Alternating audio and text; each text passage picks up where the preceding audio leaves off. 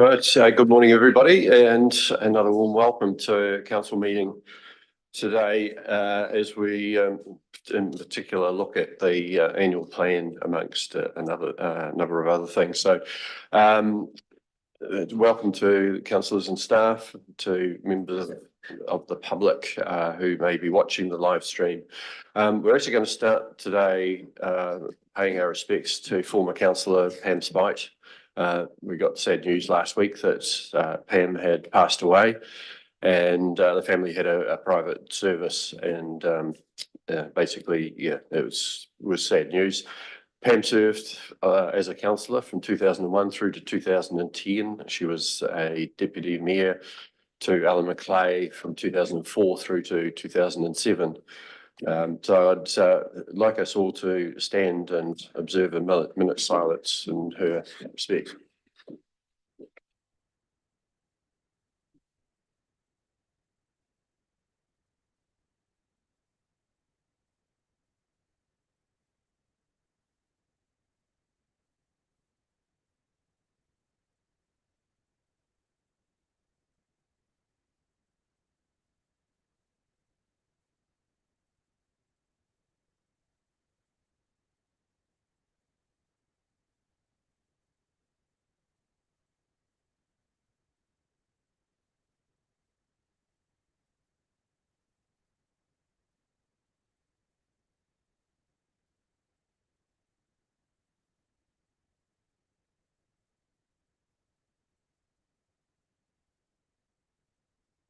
Thank you. In doing that, I also would like to just make special mention of someone else who's left us. That's Maurice Martin, who has her funeral today. Maurice was a strong advocate for our area, strong advocate for heritage, and people will know her from a number of her different roles, I'm sure, but she was definitely a very strong contributor to the community. So we also remember Maurice today as we get into our meeting. So a couple of us at least will be heading off to her funeral later on. So anyway, we will now move on to apologies. We've got an apology from Jim Thompson, who's away in Christchurch at a conference. We also have an apology from Councillor Cowles. Is there any other apologies? If someone would like to move, we accept those. Mayor Halali, Councillor Linwood, thank you. All those in favour, please say aye. And against, that's carried. Thank you. Right, moving on to declarations of interest. Do we have any declarations? None. Okay. There's no one for public forum. Right. We've got an agenda addendum. So basically 3 sets of minutes and a decision report in there on better off funding. So I'm just going to look at the decision to accept or defer the late item, being the agenda addendum, which wasn't published within the normal time frame. So someone happy to move that we do accept that? Councillor Holding, Councillor Linwood, thank you. Any comments? Put it. Those in favour, please say aye. And against, that's carried. Okay, so if we just go to the addendum, and we've got, as I say, a number of sets of minutes. Just juggle these bits of paper here for a second. So 4.1 is the public minutes from the council meeting held on the 8th of April. Any comments on that, Councillor Hopkins? Speaker, I'll move confirmation of the minutes. Thank you. A seconder, Councillor Holding, thank you. Any comments on it? Okay, I'll put them. Those in favour say aye. And against, that's carried. Okay, moving next to 4.2, the minutes from the council meeting on the 23rd of April. Any comments on those? Someone like to move? We accept those. Councillor Holding, thank you. Councillor Linwood, thank you. There's nothing else. I'll put them. Those in favour, please say aye. And against? That's carried. And then 4.3, the minutes from the 7th of May. Any comments on those? Okay, I'll move it for those, please. Councillor Blackler, thank you.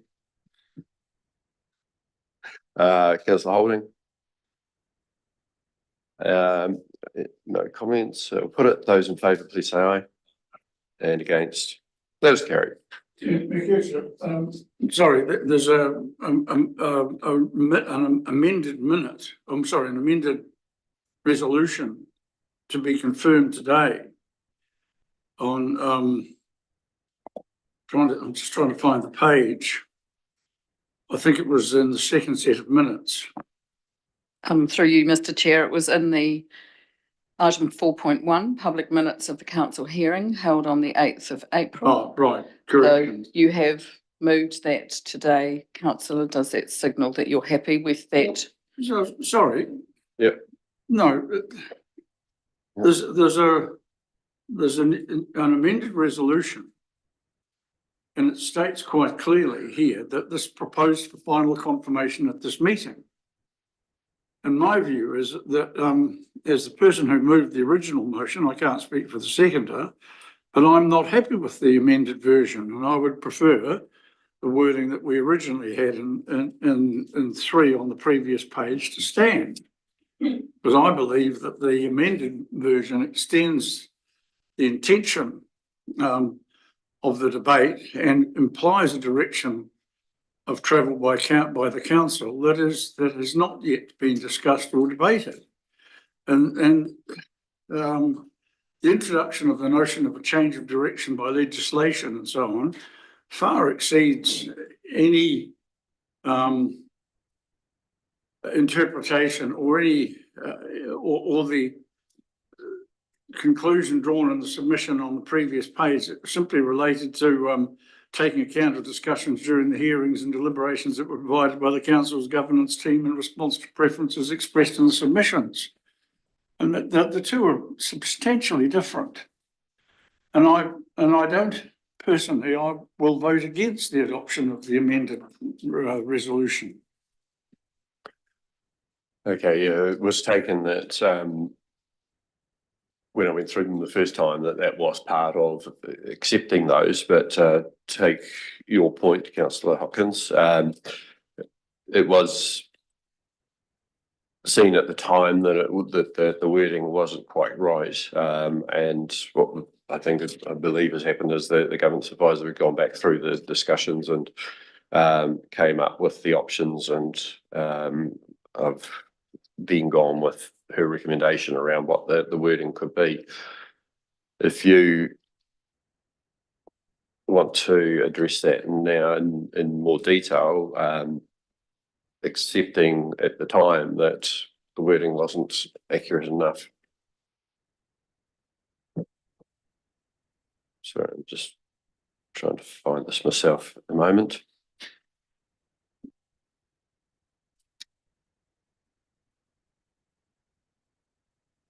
So is there something in the mid-ground that you can agree to, Councillor Hopkins? Well, again, I can't speak for the seconder, but having noticed the minutes and the issue of lack of clarity or the need to revise the wording, I found myself struggling to work out what in 3 was problematic in terms of wording in the first instance.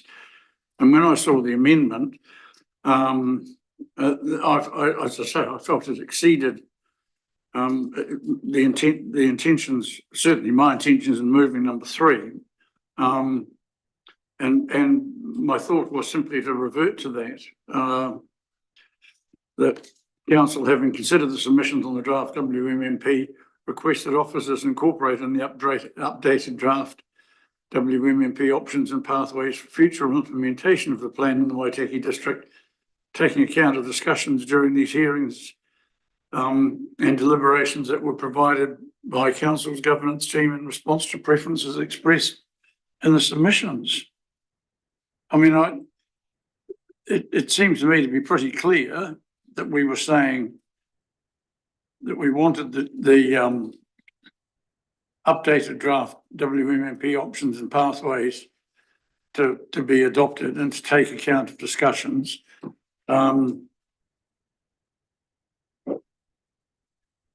So it may well be that we can't necessarily, if you feel that needs still to be modified, then I suggest the matter lie on the table and gets amended further at some other time, rather than try and resolve the matter now.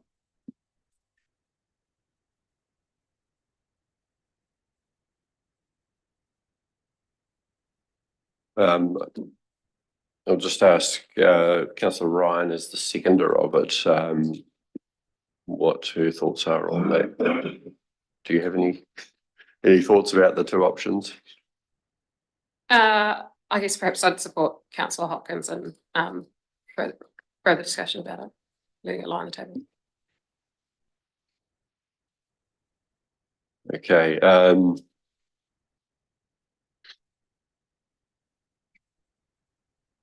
Just trying to think procedurally what the next step is. Basically, technically we have accepted the amended version, but I think if we put a pause on that one, and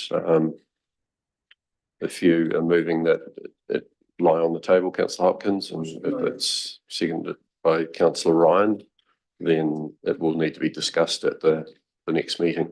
I think we need to simply approve it. If you look at it again.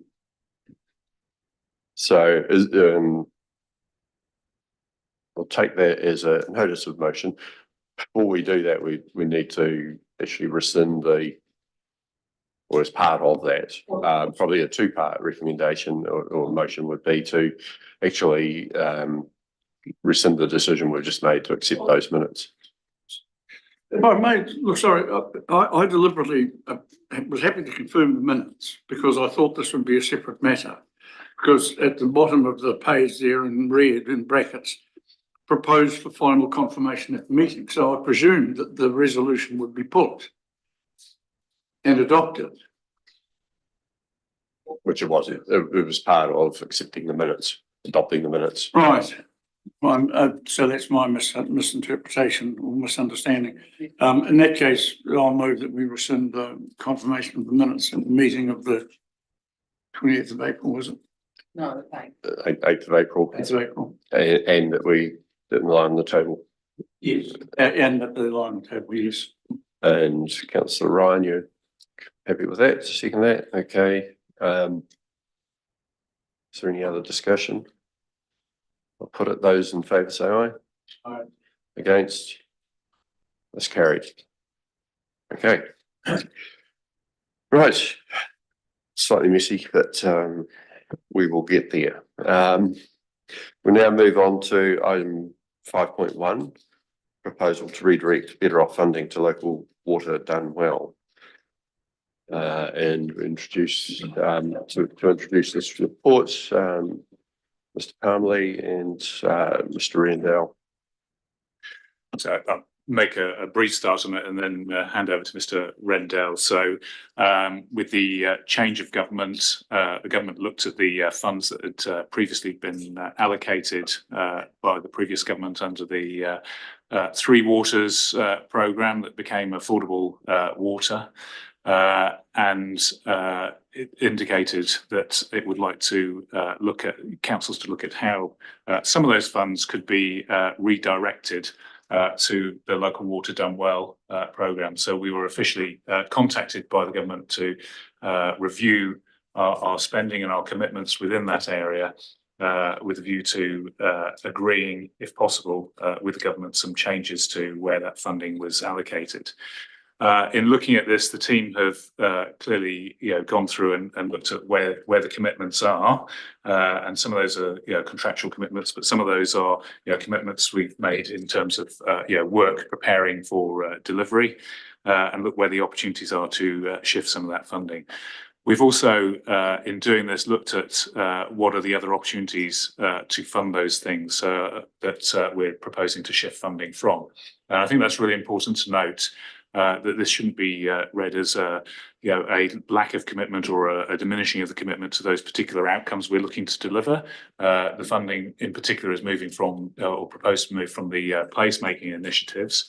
And it's not to say that we don't want to do those anymore, but we looked at the opportunities that there may be to fund those in different ways.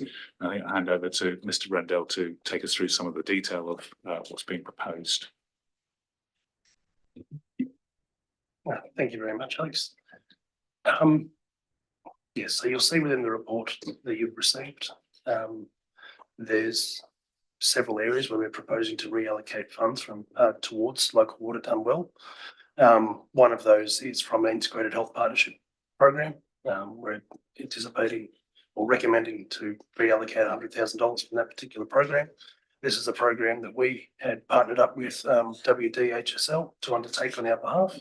And they've then partnered up with Te Ao Maru. We do have a proposal from Te Ao Maru appended to this report, which you can have a look through to understand the detail of that one.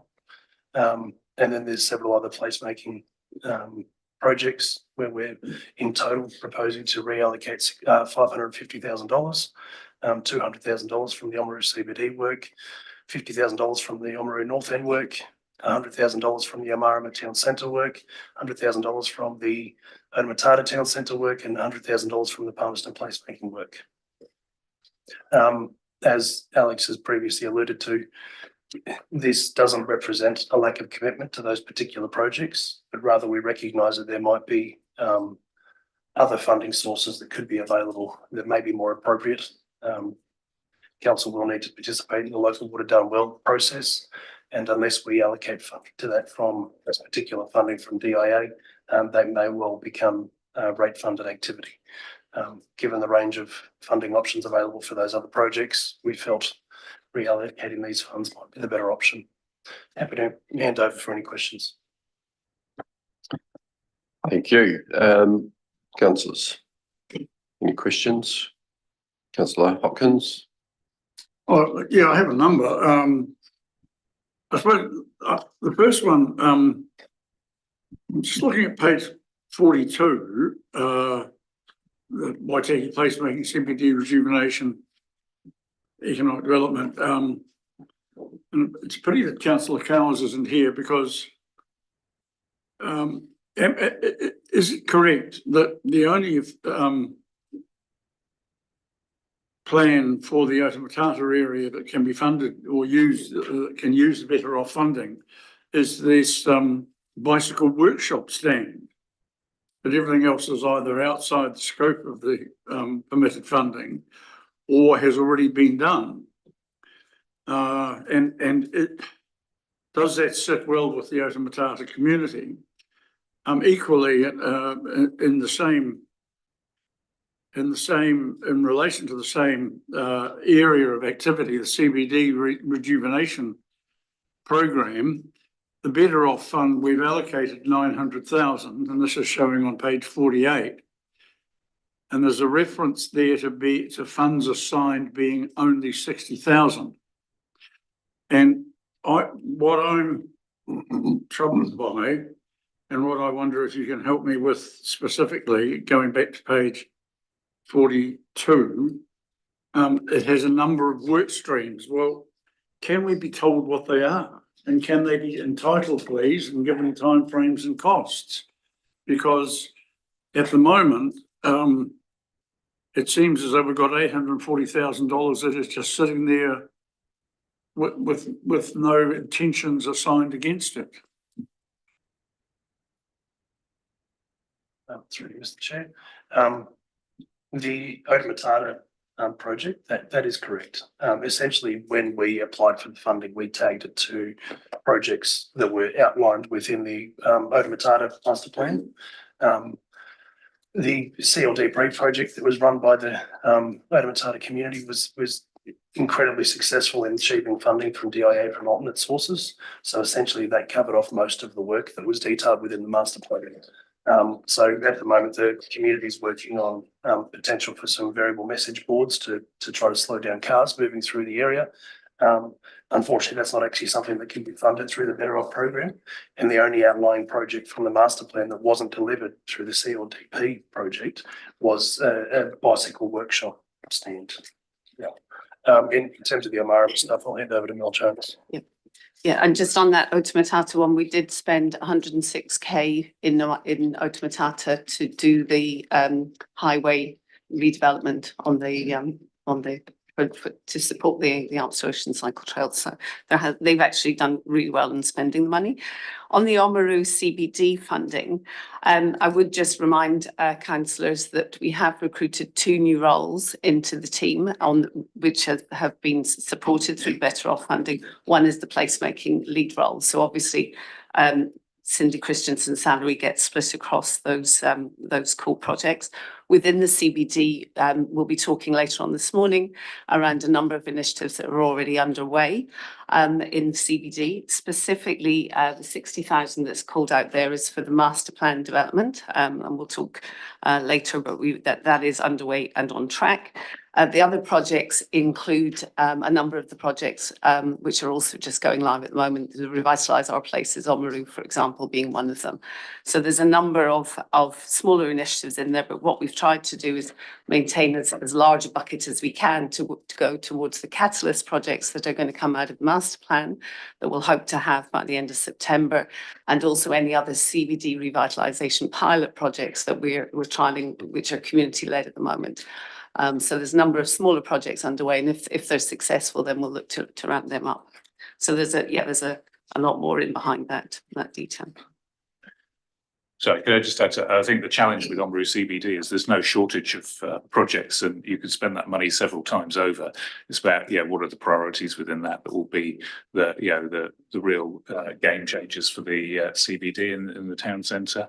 And I think also, in terms of the finalising some of those plans, one of the successes of the programme so far has been, community engagement. There's a good number of members of the community who are, giving their own time to developing projects within the CBD, but that takes time. It's probably taken more time than we envisaged to get to a point of delivery. But I think it's good that we have got lots of members of the community on board who are sort of taking ownership of the CBD and its revitalisation, working with us. Councillor Holding. Apologies if you just covered that, just taking some notes, but so you're saying some of these programs that once they get changed over, the different source of funding could be rate funded. For example, land diversification, it'll now go to rate rather than Better Off funding.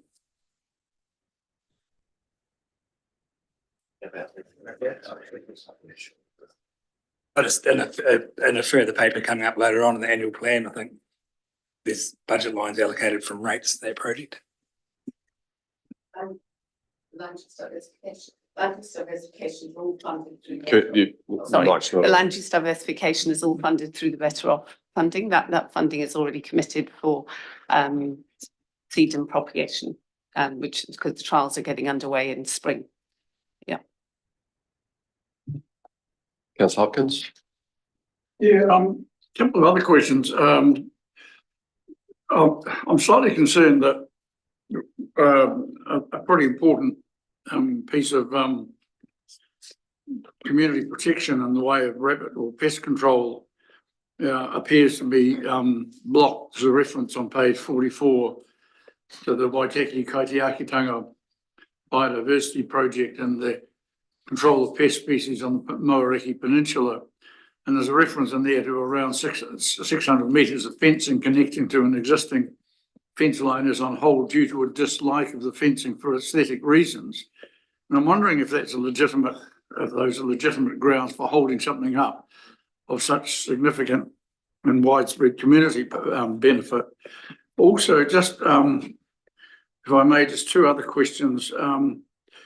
The reference to the Maori economy and the development in the harbour.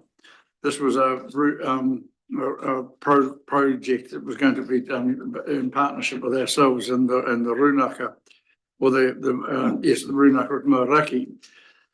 They've asked to divert that funding from the harbour to Moereki Boulders initiative. And now we've been told that or any change at all has to be approved by DIA. So my question is, do we have a plan B in that instance? If DIA says no, you can't change it, does that mean we're going to carry on with a commercial harbour development that half the partnership isn't interested in and doesn't really want to do? In which case, is it going to be beneficial and do we actually want it anyway? So what are we going to do if DIA says no? And one final question. If the 650,000, I notice we have to have this water plan and we have to have it within a year. And that looks like a pretty complicated piece of work. Is it intention to redivert this funding to actually assist in the preparation and financing of that? So I'll turn to the water plan first. So we're yet to see and fully understand the government's proposals. We've got the part one of legislation that's in Parliament at the moment, and we're starting to get an understanding of what might be required in water plans. But there is a lot of work undoubtedly to do within that area, both on our own, but also with our partners as well in looking at what are the opportunities to partner in that water space. So yes, the intention is to use some of that funding to help develop our water plan. I would hope, but we don't know what the size of that requirement is, but I'd hope that it wouldn't all be put into developing a plan, that we would have some of that funding to actually implement the plan, whatever that is that council agrees, and ultimately it will come to council. And they've now got set out what that development plan process will be, which will sit alongside the development of the long-term plan and run to a similar timetable going forward. In terms of the harbour project, I'm not sure it's lack of willingness by the other partners to go ahead. It's about the opportunity hasn't come to fruition fully yet. And they have requested that we make the request to DIA to change the allocation of that funding. I think if DIA don't agree to that, I think we cross that bridge when we come to it. It's currently pegged as harbour. We'd need to have a discussion with council and with the Runanga as well as to what the implications of that are. Thank you. Councillor McCain. Just a query. Oh, sorry, so there were a series of questions, yes. Sorry, thank you. And yes, in with respect to the biodiversity project, the Kaitiakatanga project, we are at the moment held up with a particular landowner that doesn't want to change their fencing. Council is not in a position to require it to be changed because we're not an adjacent landowner. The only thing we can do at the moment is continue to petition and request that the change be made. Unfortunate, but we're trying to work through anyway. Just supplementary to that, is there any power for ORC to actually require them to carry out work in the interests of pest control? In the interest of pest control, absolutely yes. Yes, if there's a significant rabbit population on that land or all lands surrounding, and they can require works to be undertaken, we'll certainly pursue that opportunity as an option. Because there's a lot of work going on in that area to manage the rabbit problem. And if someone's not wanting to put a fence on their particular area because it's not aesthetically pleasing, if it is seen to be an actual real beneficial to controlling rabbits, then I think that's where ORC perhaps need to be involved. I mean, particularly if we're looking to pay for that fence. But anyway, we'll see how that goes. Councillor McCone. Just a query, this funding, can it be moved physically to assist with the building of capital infrastructure or assist with the cost of that infrastructure? Yes. That is part of what this is about, is looking to move it to offset other water costs, and certainly one of those is having a water plan that the government apparently believes will only take 60 hours of someone's time, but we're saying is going to cost actually quite a lot more than that. So yeah, I have some questions. One of them is actually pushing back against taking the 100,000 out of the Amarama town centre. There've been very clear indications from them that they want progress made on their sports field of redeveloping the sports ground that they've got there and creating a good green space. It is a project that I think would be able to progress quite quickly.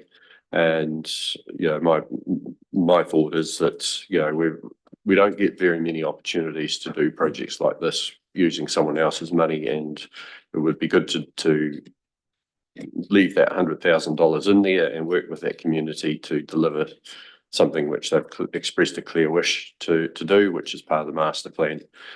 In doing that, I would suggest that we then look at taking out the equivalent amount of funding from a couple of the other ones which aren't currently being touched. And I'd suggest the Forward Waitaki program and the Waitaki Kaitiangatanga project as two of those. It's really hard for us to, I think, understand a lot of the projects, because if I'll be critical of the process. We allocated funding to broad areas of activities, and when we gave the approval to spend some of the Oda Matata money on a particular aspect in Oda Matata, I thought that we would be getting a lot of these decisions coming back to us, so that we actually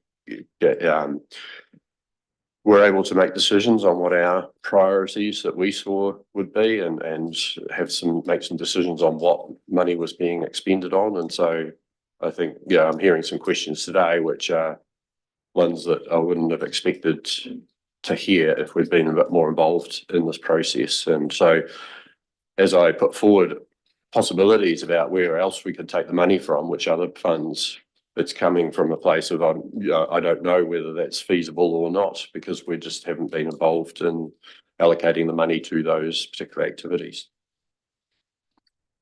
So my proposal is leave the Amarama money and look at taking it out of the Forward Waitaki program and the Waitaki Kaitiakatanga program. And it would be good to get a response on that.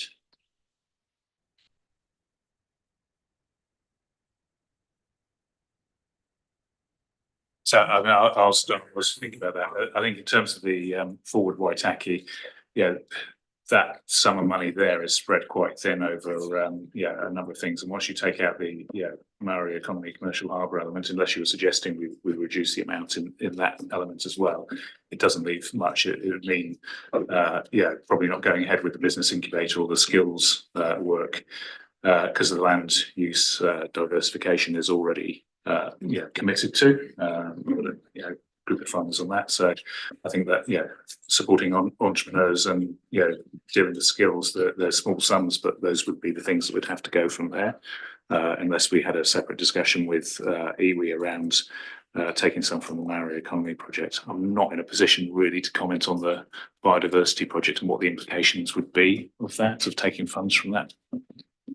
I guess it's pinpoints the problem. I'm not aware of what the project is in the harbour. I'm on the harbour area committee. I'm not sure if Councillor Holding, as chair, knows about that particular project. I hold along with Deputy Mayor, I hold the iwi relationship portfolio, but we haven't been involved in any discussions around what might be getting looked at. So again, we're flying blind here, and we do rely on officer advice, but it's also necessary for us to ask questions. And when we don't know about some of the aspects, it's really hard to make decisions.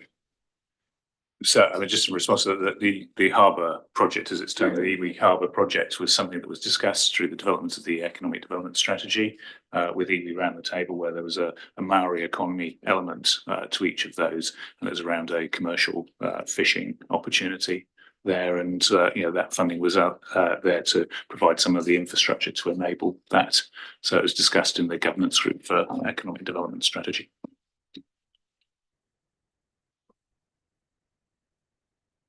So is that a no to leaving Amarama with its money?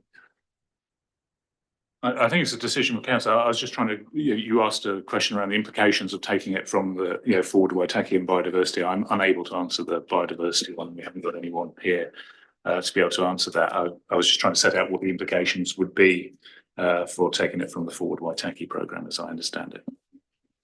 You are correct there, Mr. Palmer. That would wipe out all of the business incubator ecosystem funds and skill builds. We put 50k, 45k in for those. So, Omarama, we have completed the shelter. So that was one of the first of the key projects. And actually the total costs aren't quite reflected in these monies. So there is actually slightly less left there than that was indicated. But that shelter project is going ahead as soon as in August time. And the team do not yet have the next project ready to roll, and that was part of the implications around the timing on this. So as a suggestion, I mean, we haven't agreed anything with DIA yet, so you could, restore that Omarama funding without taking it from anywhere else. We were asked to consider it. There wasn't a target amount that was set in there. There have been discussions with DIA about our thinking, but it's been clearly framed in the context of this is a council decision, not an officer decision.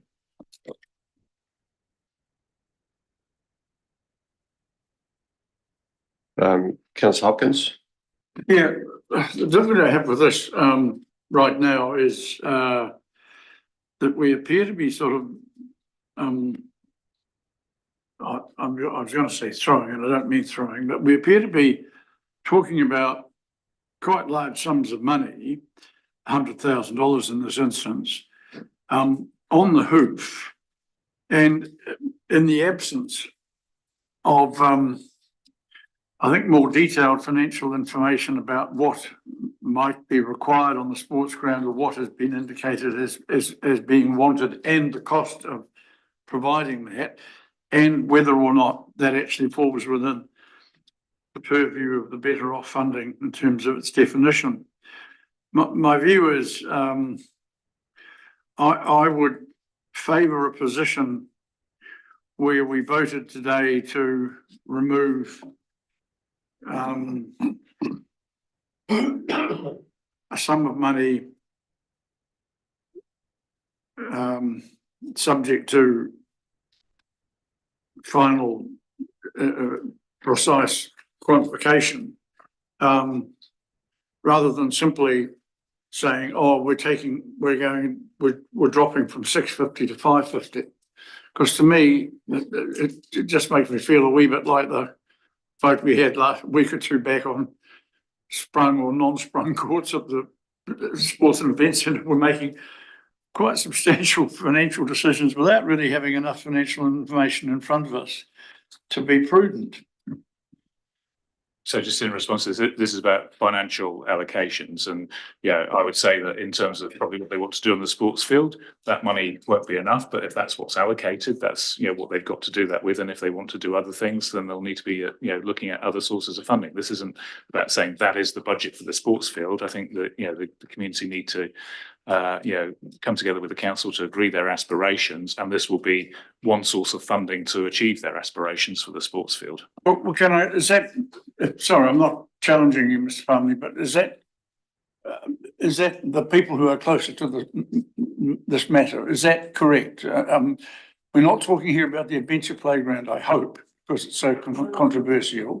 What you're saying is the improvements outside of that proposal will exceed, or the total cost of them will exceed more than $100,000.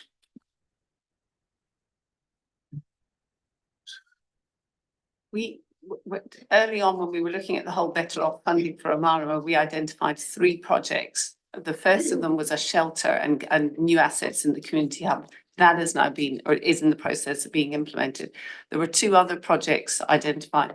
One was looking at improved parking area, and the other was a road around the pathway for improved cycle and pedestrian ways. That was all within the master plan, and those are the next 2 projects. It's not the sports field. That was in the long-term plan, and I think that's where everything's got very complicated. So those are the other two projects that were on the table that haven't yet been implemented. But yeah, for my 2 cents, I'm only the elected representative of that community, so I may not know anything, but the discussions I've had with them, they do not see that the car park is something that benefits the people who actually live in the area. They see that as dealing with the tourist area and the pathway around.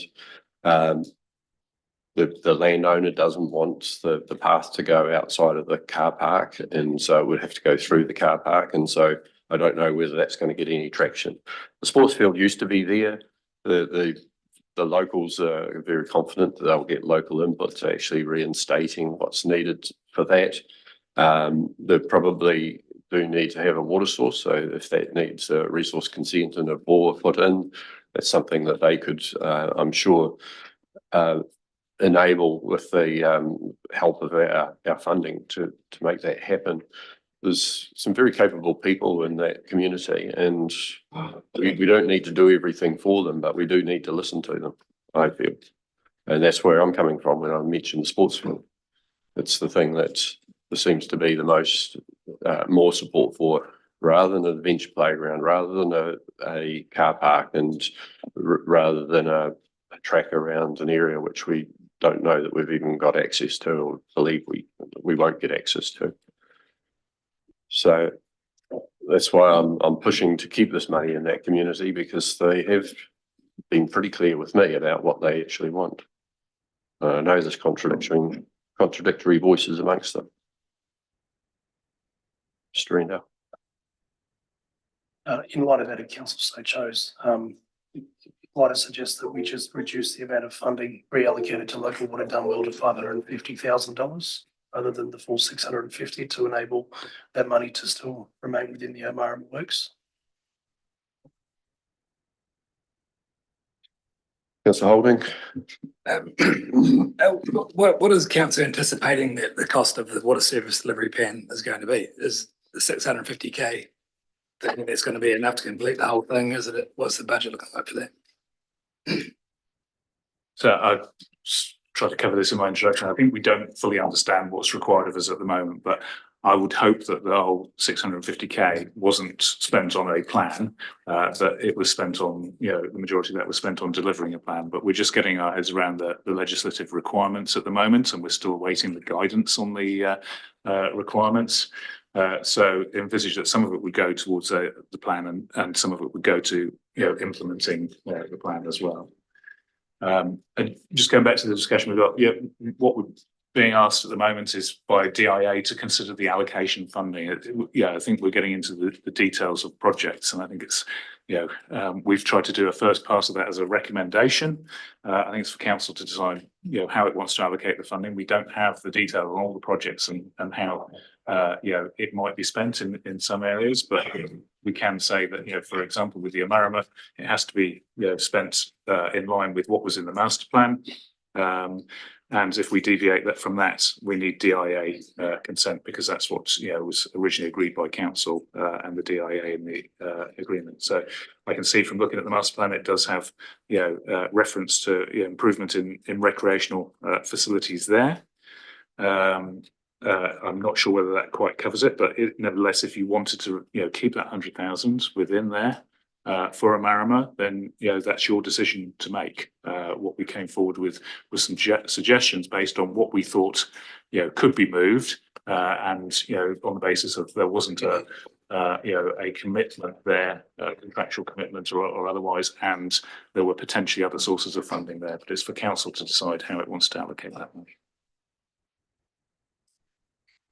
Councillor Blackburn. Thank you, Mayor Kircher. I think I'd like to come at this from a slightly different perspective. I don't disagree with any of the conversation around Omarama specifically, but I think we can do better here in the reallocation to local water done well. But I don't think it's for us to decide. I think we should do better. But I don't think it's for us to decide how it's prioritised. So the position that I would be coming from is that we should be allocating 50% of the unspent funds to local water done well, given what's ahead of us in the water space over the next few years. And my perspective would that we hand it back to the team as to how that is delivered. One suggestion that I would have is around the integrated health partnership. Given that the landscape in the health space has changed dramatically since the inception of how this was to be spent, I don't think we should be delivering 350K in that space anymore. I would propose that we remove that altogether, given that Health New Zealand is delivering the program in conjunction with the community at present. So that would be the only suggestion that I would make, given that the vast change in the context in that regard. But yeah, just to reassert, I think, you know, we should be getting that reallocation up to more like 1.25.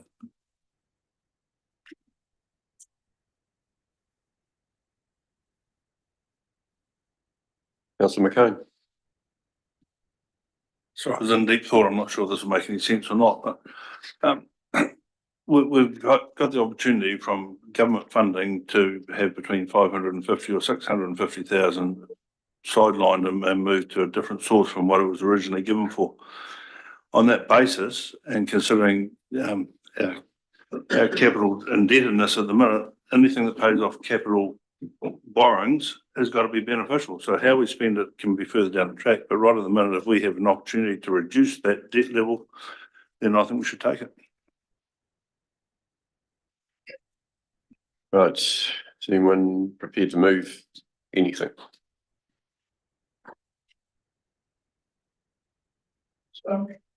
Councillor Hopkins. I'm just wondering, it seems to me Councillor Blackler has raised an argument or a matter that I hadn't considered, but he makes a very valid point in regard to the integrated health partnership development, where we had $500,000 set aside. We've spent 50. We've got unspent funds of 449,700, and we're proposing to take 100,000 out of that and reassign it to local water done well. The difficulty I have with, and again, I'm not going to contradict myself by saying on the hoof, well, why don't we up that to 200,000 or 250? I do believe that there is actually considerable merit in having a closer look at that and actually seeing if there is an additional amount of money that can be reassigned from that particular better off funding tranche of support. I'm wondering if the Chief Executive, would it be possible for us to do this in 2 stages? In other words, could we come to a conclusion today, but build into it a revisiting or reconsideration of other funding reallocations also to be conveyed to DIA, should we wish to actually implement them?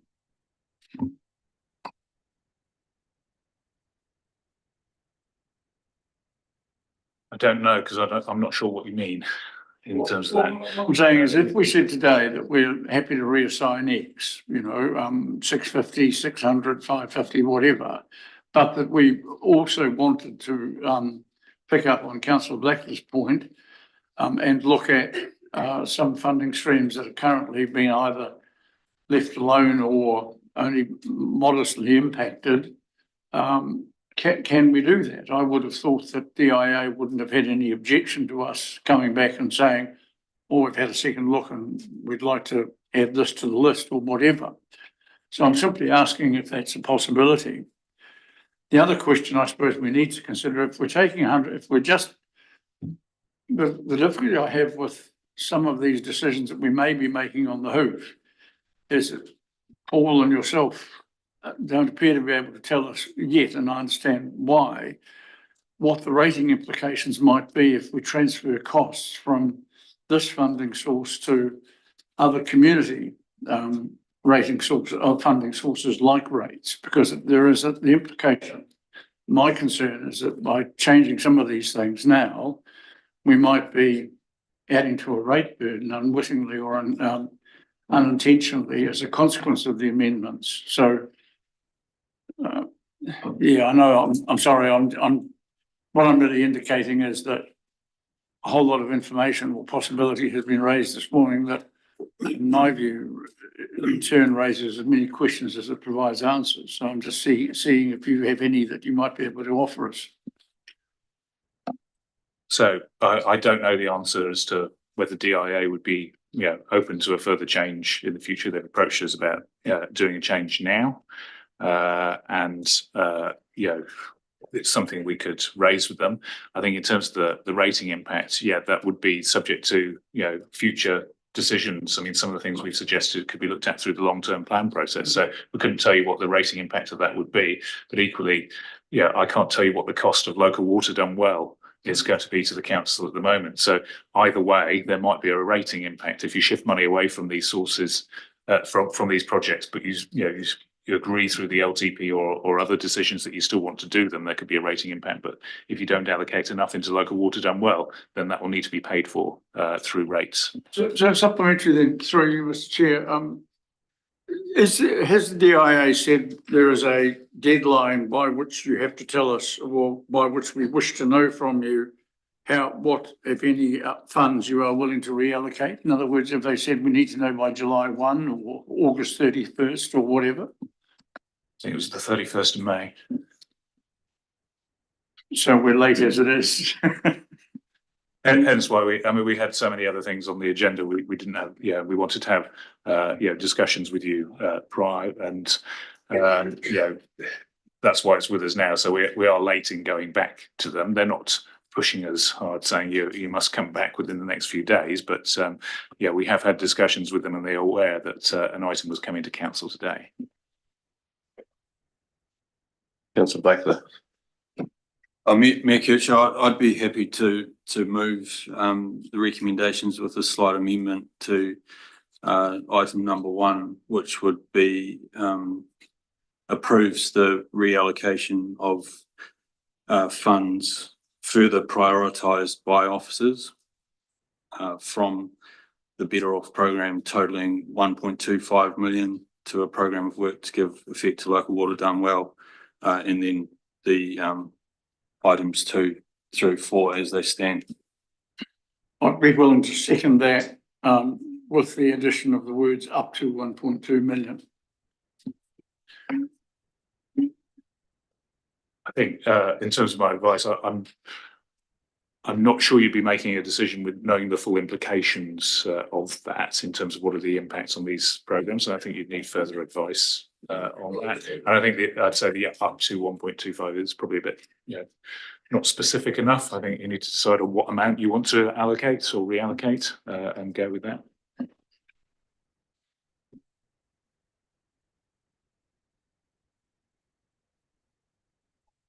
Are you reconsidering the wording? Me. Well, both of the mover and seconder. I think it's, given the information we have, we're unable to make an informed decision ourselves. I think my personal view is that we should be doing better in the current climate to focus more resources into the core infrastructure space, and on that basis, I'd be happy to give an indication that we need to do better, but not in what way the redistribution would occur. So hence the reason for my wording, further prioritised by officers, because I don't want to sit here and say how it should be carved up.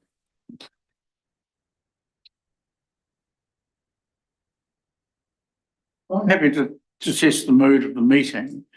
Other councillors have the opportunity now to propose an amendment, which would possibly focus on the quantum.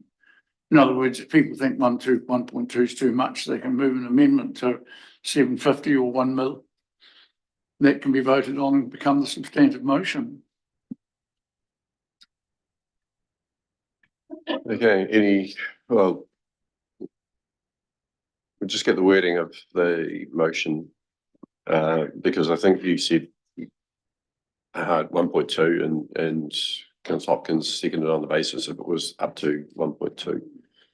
So we don't have a motion in front of us yet until you get some agreement on actually what the wording is.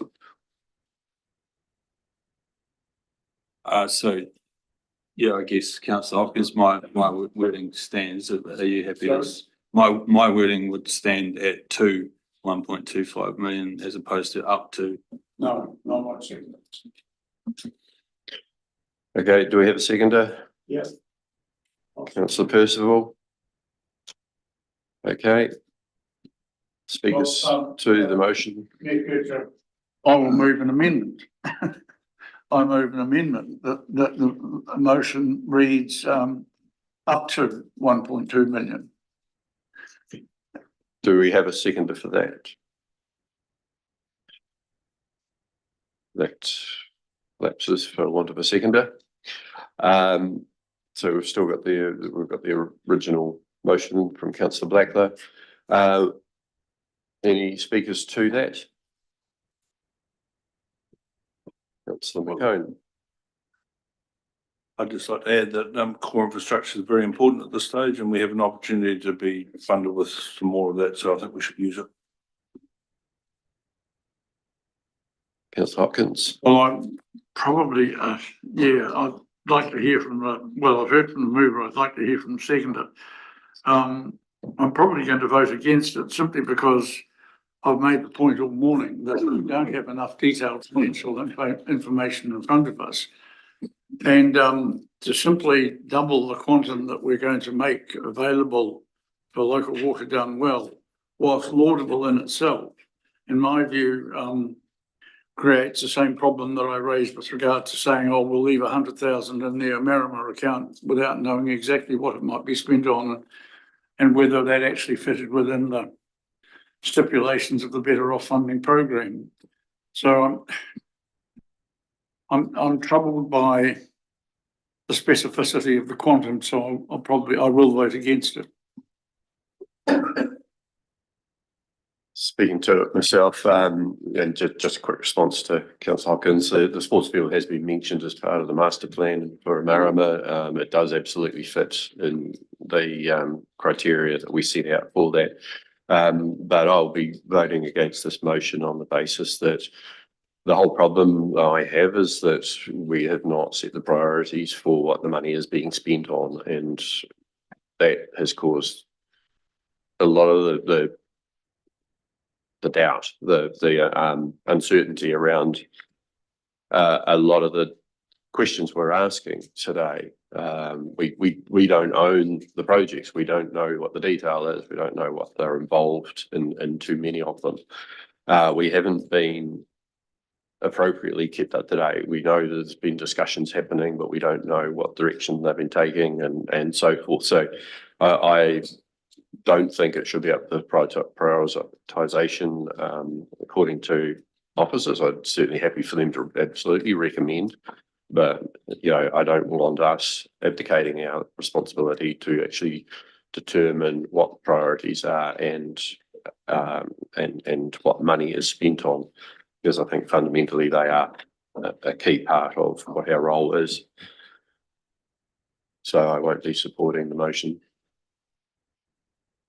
Do we have any other speakers to the motion? Got a motion in front of us, but if you want to continue to respond. Any other speakers? Okay, I'm going to put it. Those in favour, say aye. Those against? No. Have a show of hands, please. Those in favour, raise your hand. Those against? It's lost. Do we have any other motion? Deputy Mayor Haley.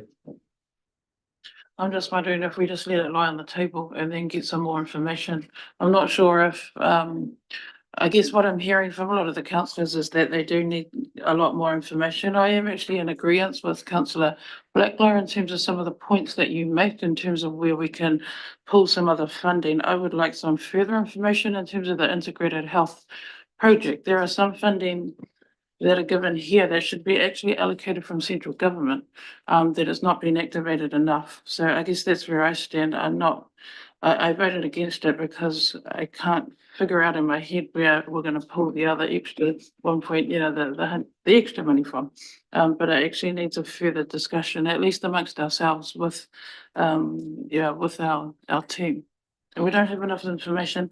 I have some other questions and that's just where I stand. There's some more money that needs to be coming from central government from this. Community providers are doing that at the moment, so I just feel that we need to be doing a lot more of that. So that's where I stand. Yeah, I've got similar concerns. Councillor Hopkins, you raised things about making decisions on the hoof and so forth. I feel this whole thing is decisions on the hoof because we don't have enough information with what even the recommendations are about. And I feel that we do need more of that. The other aspect is you take money away from some of these things, and if they are things that the community wants, then there will be a rate impact. So there's not a saving overall, but as much as it's laudable that we actually try and take some of the costs away from some areas, if the effect is actually it just raises cost in other areas, then it's not a saving. But we don't know enough about the things to know that. So you're moving, Deputy Mayor, that I can lower in the table. Second, if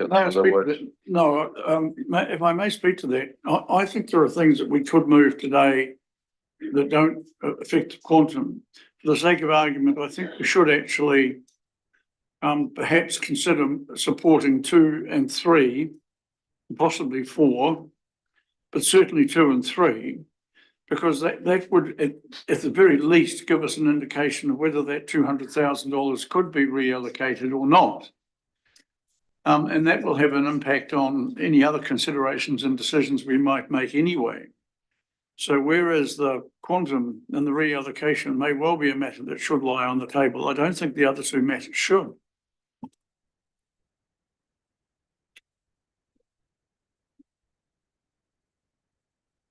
I'm not sure what the Chief Executive the application that he would submit to DIA would actually involve. Well, without getting tied up in management, I would have thought that it would be perfectly possible to say, hey, look, our guys are looking at 650, but we think we might be able to possibly do a little less or possibly do a little more. They need a bit more time to get that sorted out. In the meantime, there's one particular project that we've been asked to ask you if the money can be reassigned. Would you say yes to that or not? I would have thought that that's a perfectly reasonable request, which could be made in the interim or prior to advice regarding the 650 or any other sum we might agree to. Mr. Palmer. So DIA have requested that council agrees its reallocation of funds. It's said that it's not open to funds being changing what they're allocated to in terms of projects that are different from what the council originally agreed in its contract with DIA. Informally, it's indicated that if we do agree a reallocation, it may entertain that particular proposed reallocation, but it hasn't agreed that. But it won't have a conversation with us about reallocation until we've agreed an amount to put towards local water done well. Is your motion something along the lines, Councillor Hopkins, that the council instructs the Chief Executive to write to DIA setting out our current circumstances and our desire to reallocate funding, but require more time to do so? Well, it wasn't. It was specifically that we asked, hey, somebody said, can they reassign some funds? Is that okay? Mr. Palmer has said that DIA has made, any consideration of that subsidiary matter, or has made agreement to a reallocation, a precondition of any consideration of that subsidiary matter, which seems to me to be improper, but not surprising in regard to the way Wellington treats councils. No, I'm perfectly happy to, based on Mr. Palmby's advice, to support the Deputy Mayor's proposal that everything lie on the table. Okay, any other discussion? We'll put it, those in favour, say aye. So I don't need to be pedantic, but I don't think it's been seconded. Councillor Lim would seconded it. Councillor Lim would second it. Oh, So with that, those in favour say aye, and against, it's carried. So we will get this coming back to us, but hopefully we've able to have a bit more homework. I know staff worked a lot on this, and apologies for not getting the decision that you were seeking. But I think it sets out just some of the challenges we have understanding stuff where we just haven't been involved enough. We don't own the decisions of the things that are being put in there, and we just need to have a better understanding. So we'll look forward to this coming back to us in due course. With that, we move to the key directions for the 2024-25 annual plan, item 5.2 on page whatever that is. Page, what was it? 45.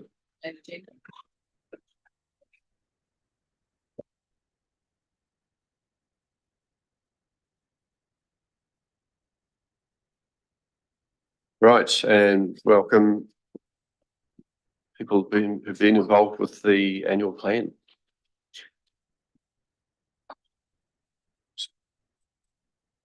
So, no, Ms. McIntosh.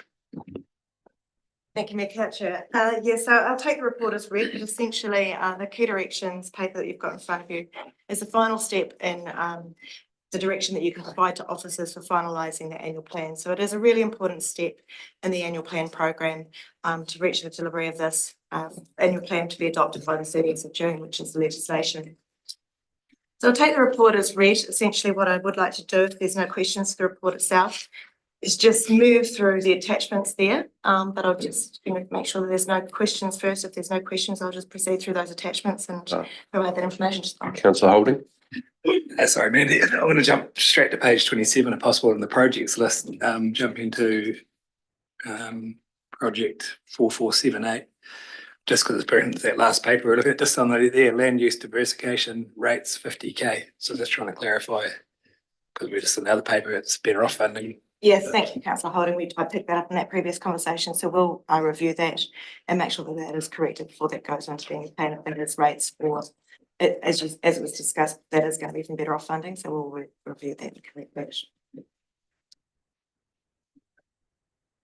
Okay, back to the start. So if there's no other questions to the actual body of the report, moving through to attachment 1, basically that is just a summary of the responses that were received through the engagement period, and then there's responses there to the questions that were raised at the last meeting on the 20th of May through deliberations. So just unless there's any specific responses there that you wanted to go, there's some information that was requested at the last meeting which is unable to be provided. There was some requests for information to be taken to the next roading subcommittee meeting, which was intended to be in July, and that would not be ready in time for that. But however, one of the questions regarding accessibility to green space, that work is currently underway. There was a question regarding the union's view on relativity, and the current position that we have is that there was no clear response on relativity, except they did acknowledge that if there was a 5% increase needed to get up to the living wage, other employers may seek that same shift. So therefore that relativity may be something that they believe is relevant, but it wasn't clear in the response. We've gone back to them, they haven't heard. So the other answers there just give substantive information to those questions raised. And there's one point that was raised when we went back to officers and confirmed those proposals that were set to be removed, Officers have requested that the funding to the Great Rides remain in. That's on the basis that that's a co-funding contribution, and whilst MB has paused any capital works, officers would like this to remain available in case funding opportunities change. There is presently a group in Otamatata that are looking at a project that will connect the Benboard Dam to the Avonmore Dam on the Waitaki side, and partial funding of that may be required to undertake this project. So community support for that has been positive, and that's just the only officer request that came out of those changes to those proposals from last week. So I just wanted to put that, make you aware of that. So if there's no questions to that information that was provided, There are. you are.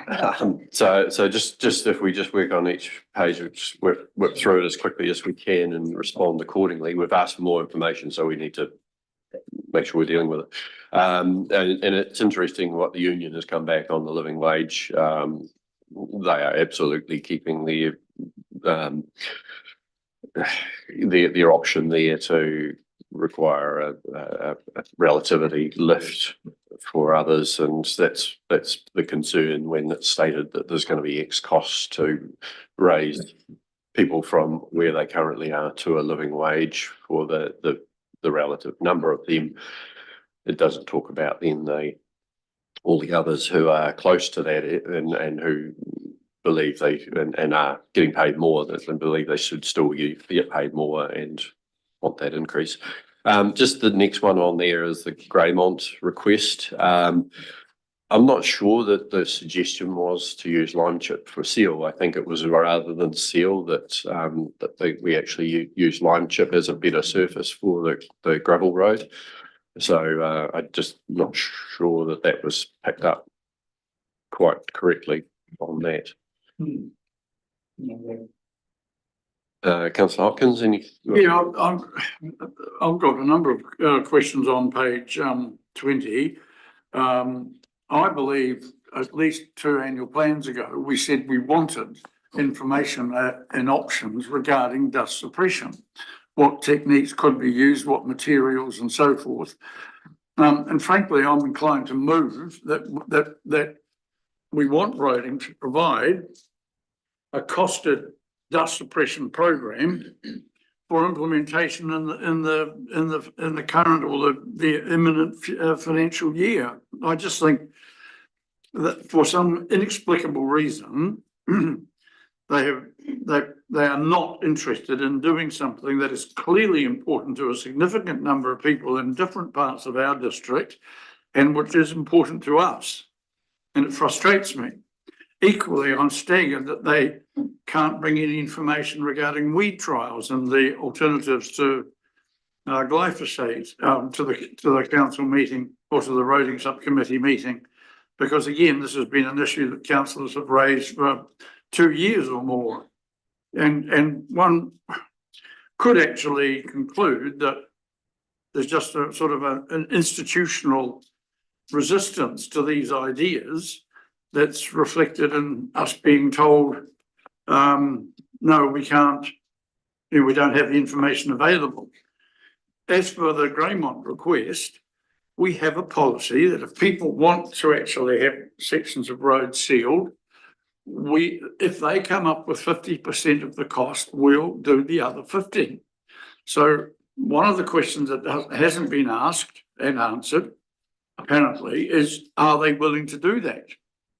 If we have a policy, we either change it or adhere to it. And in my view, in this instance, yes, the lime chip was proposed to be used on the gravel road, not as a seal alternative. And secondly, is roading actually willing to implement a council policy of 50% cost share for conversion from gravel to seal? And if it isn't, what policy amendment would it recommend? Mr. Hope. The policy is only council would consider. It's not council will. Council still needs to fund its share. We have no funding available for that at the moment. So probably give a very similar answer to the dust suppression. That will be an expensive exercise. There is no allocation for that at present. Well, Is it possible for what the elected members of this council to request some reconsideration of or reallocation of funding within the roading budget, which has just been substantially increased by virtue of decision from NZTA Waka Kotahi? Is it possible for us to say that we want a dust suppression program and we want some costings and we want some budget provision for possible seal extensions in accordance with and to enable and facilitate a policy? I mean, surely that's part of the annual plan process and engagement with our communities. Can I suggest that probably the next step with Greymont would be just having a meeting with them and, you know, whether that's Councillor Thompson as the ward councillor, but also the roading subcommittee chair and someone from roading, that they have a discussion to look at that. It's something that potentially could be done at any time, could be agreed to any time. There doesn't necessarily have to be a fund sitting there for that. We would have to look at where we do fund it from ultimately, but that's the best thing would be to have a discussion and look at, you know, is that the direction they want to go in on this particular instance, and let's deal with that particular one. On the other the requests you've had, I know Councillor Thompson's had a very difficult time trying to get a meeting of the subcommittee, which has only ever had briefings in the past. It hasn't had a formal meeting. So that I think has been set down for the 2nd of July. No, it hasn't. Okay. So I'm not sure. September. No, it's just, yeah, it's very hard for us to give direction and make decisions when we don't actually have the ability to have a meeting, and it's not easy. Yeah, it's very frustrating, I guess, to give the direction we want to. Bearing in mind that the roading subcommittee has delegation over any depreciation spending that roading does. It's been quite surprising since December when we adopted those delegations that there hasn't been any spending decisions being made on use of depreciation funds for roading. So I do want staff to take us seriously on this one and actually look at our delegations being followed properly. Is there a reason for us to be concerned about that? Are the resolutions that we've been made being kept and taken on board and actioned? So I don't know if you want to respond to that at the moment. I'm not asking you that you need to respond now, Mr. Barnley, but those questions that come from this type of discussion. Well, I'll just respond and say it seems like there's lots of questions being asked and almost allegations being made against staff here without foundation to them. If you've got, things that, need to be raised, that, you've got substantive basis for it, then let's have a discussion on that. But I think, this morning we seem to be full of allegations without any, basis to those at the moment. It's very disconcerting. We've got a lot of work to do here, trying to change this organisation. We're trying to set a budget here today, or at least prepare for the budget setting next week. I'm concerned about the tone that's been set this morning by members. It's not very conducive to moving this organisation forward for our community. So, I want to be very clear. I just want us to know that things are being actioned. We're hearing that we can't have a roading subcommittee, can't have its first meeting, and I asking a genuine question: are the delegations being followed? It's an important aspect of decision making by council and councillors, and for staff to make sure that they are acting within delegations. So I'm not making an allegation. I'm just saying it does seem to be for the delegations that were set in December. That these things are happening. I see in the, I possibly won't be here for the activity updates. There's a talk about a footpath being created on Western Road that is the responsibility of the Oamaru and Corridale Ward subcommittee. But it seems to be so just ask, please look at some of the things that are happening and say, are they being done according to delegations.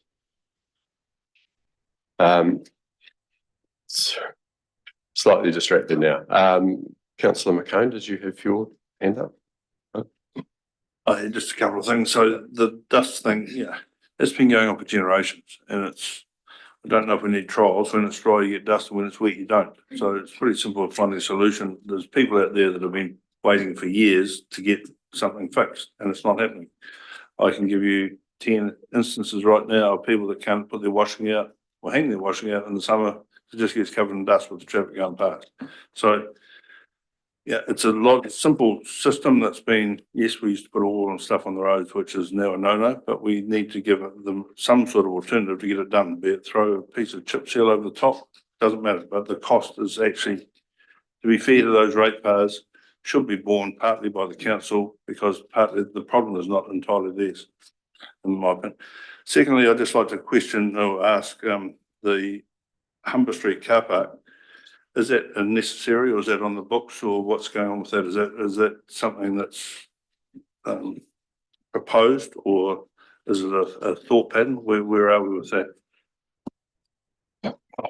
Thank you, Councillor McCone. I'll answer both those questions. So in the information that was provided regarding the dust trails, this was raised at the last year's Key Directions meeting, and that's recorded there that's the notes that was put in from the Key Directions meetings for officers asked peer proposal on dust suppression.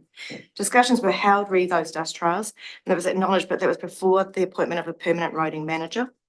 And then those discussions at that time were broader about moving away from, and to your point, Councillor McCone, moving away from undertaking dust suppression trials and towards enabling customers to find their own resolve in line with council process. So that is actually the response that's provided there, actually to your words there. With regards to the Humber Street car park, that is in the proposals for this year. And as it is explained there, the reason why they're looking at doing that is because council currently pays $17,000 per year for the lease of T Street car park, which on land that is owned by the Scottish Fall and Omery Squash Club. The lease has been in place since the 90s, and the intent is to return the car park to the landowners. With the annual savings, Roding would like to develop a satellite car park opposite Humber Street car park on the land that council owns, and that will cater for additional parking, as the Humber Street is not near capacity most days. Scottish Lawn and Squash Club can then install paid parking if they wish to recover their lost revenue. So it is a proposal to save money for council and provide the car parks lost, and also to provide an opportunity for Scottish Hall and Squash Club to get their own revenue through installing car parks later. Yeah. I suppose, thank you for that, man. But I suppose my question is, do we need it? T Street's 500 metres further to the south. How much is it actually going to affect the car parking around the bottom end of the CBD? So thank you, Councillor McCone. I guess to that, as said, the Humber Street car park, that where a lot of staff and other visitors to the centre city parking right now, is full at most days. So there is a need for additional parking, but needless to say, people could walk, but it's not what people choose to do. Proximity kind of is appealing. So it's an option that they're putting out there if that was to be considered, to hand in that lease to the T Street parking area right now. Just on that, is the Humber Street car park got a meters in it? So it's the only off-street sealed car park we don't have metered. Okay. Councillor McCone, you had something else? Yeah, so just further that, the piece of land that's being considered for a car park, is it currently getting a lease, or is it sitting there, is it just vacant land right at the moment? Correct, it's vacant land right now. We've got a couple of containers on it. That's basically all it is. Yeah. Thank you. Councillor Hopkins? Yeah, I have a question about the a couple of items on pages 21 and 22. Let's do 21. Okay, I'll do 21, but I would just make that, and I take Councillor Mr. Palmer's point, and I accept the comment he's making, and to the extent that I have made what might be interpreted to be critical comments.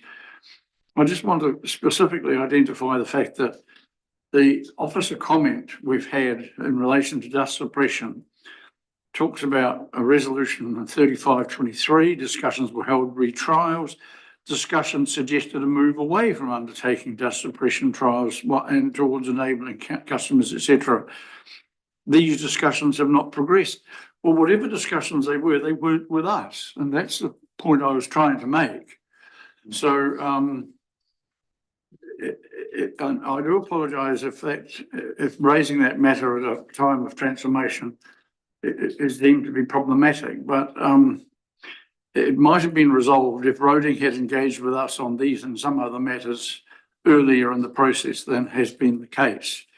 With regard to the 61, the entrance to the Duntroon domain, which gets apparently muddy at various times of the year, and we're proposing a 90 to 100 metre driveway. Now, if this is a driveway rather than a road, I would have thought the funding should not have been provided by Roding, but should have been, because that's a district-wide rate, but that it should have either been sourced with a loan to the DDDA to be repaid through revenue generated at the domain, or through the ward amenity rate.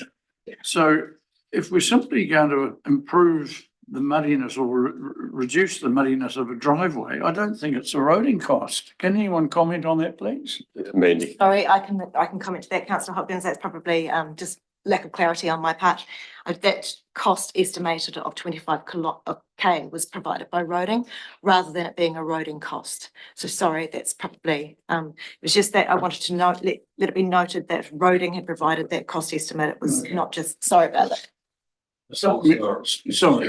Supplementary then, can we clarify whether it is a section of road or driveway? Because I think it's really important, because it will determine how the funding is actually, or from where the funding might be forthcoming.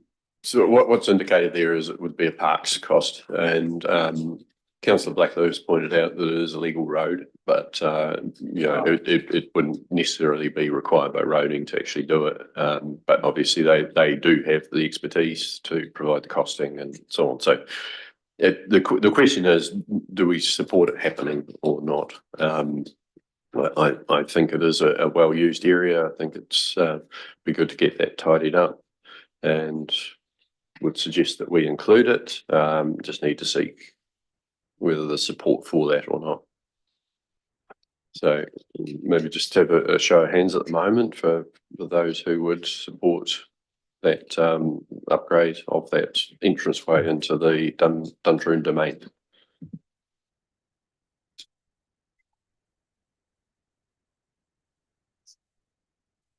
I think that was. To be clear, that's the entrance way, not in through the past the gate of the domain. That's just to the entrance of the domain.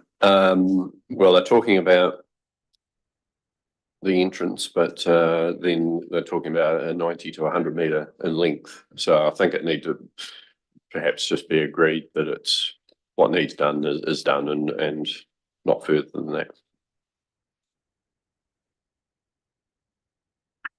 I might be speaking out of school, but that is a road used to go around to a washover ford. And that road, to the best of my knowledge, still exists. So it wouldn't be that hard to actually cut a hole in the fence and put a gate post. So you wouldn't need your 90 or 100 metre driveway. It's one way or the other. The council would actually have to fix up the road. There's general support, but it obviously keep it to the minimum of what will achieve the job. That's what I'm hearing. Just on the next one, Cal Reed's submission, the request for information, the answer is to a different part. It's that's on the bridge to Hakataramia, not the road one. So just point that out that that's not the correct bit. But there will be something to be referred to the community board anyway. Just on the next one, the current work for the concept plan and business case for Oamaru and Palmerston offices. Detailed design will use some of the 300,000, with the remainder being used for the implementation stage if the business case is accepted. I'd suggest that let's cut the budget back to what is required to get it through to that, rather and then we look at implementation later on when we've got the plans done up. So this forms part of our transformation program, where there's opportunities to rationalise our operational property, but it requires some investment to be able to do that. I think, you know, keeping an allocation there and you know, it coming back to council when we have a plan would, you know, I think be more prudent in that. I think if we're going to, you know, release some of our properties that we currently lease, particularly for offices, but also look at the how we use our customer spaces more effectively. We will need a plan for that. I think there are opportunities to save money. What we don't know is what is needed to invest in that to realise that saving and support different ways of working. I'm 100% supportive of the project. It just it implies that the 300 won't be spent, so whatever's left will go towards implementation. I think that's, you know, so it's like, yes, absolutely, get all the planning done, and I suspect there won't be whatever's left won't be enough to implement the whole thing, so you're going to have to come back. But it's just trying to size the budget for what does need to be done, and then come back to us for the implementation cost.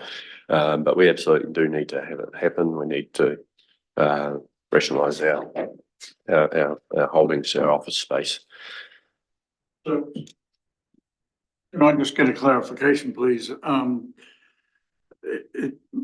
My understanding is that officers have told us they're going to need around 60,000 to do all the detailed work and come up with a proposal that may indeed save us quite a lot of money, more than 60,000.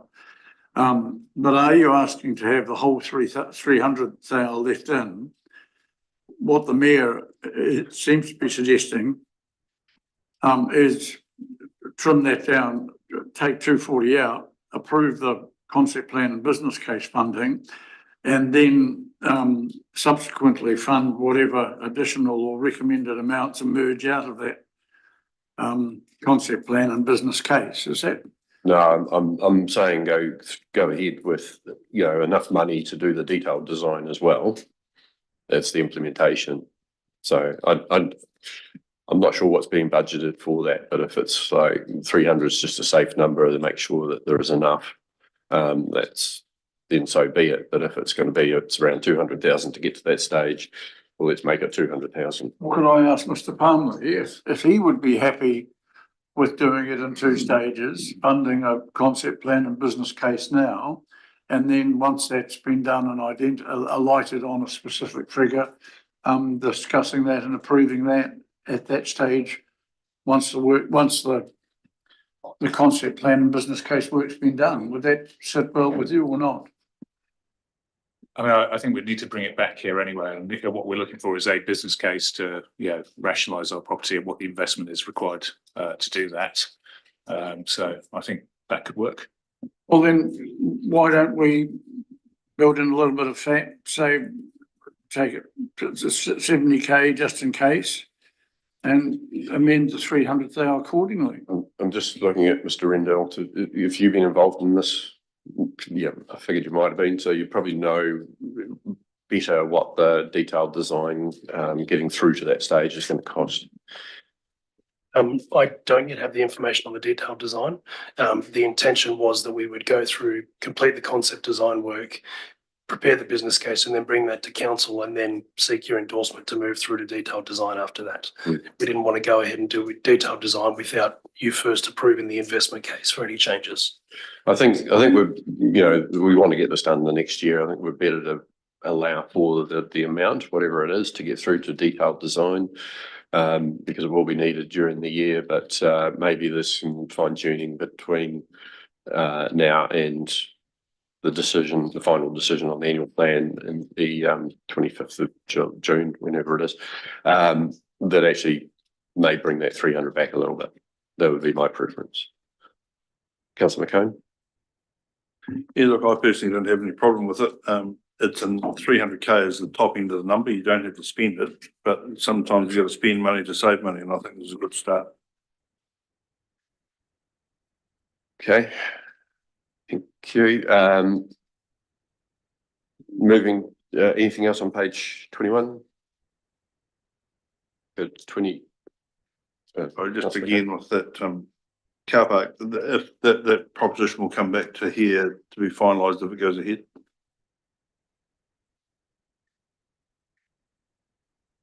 Yes. Okay.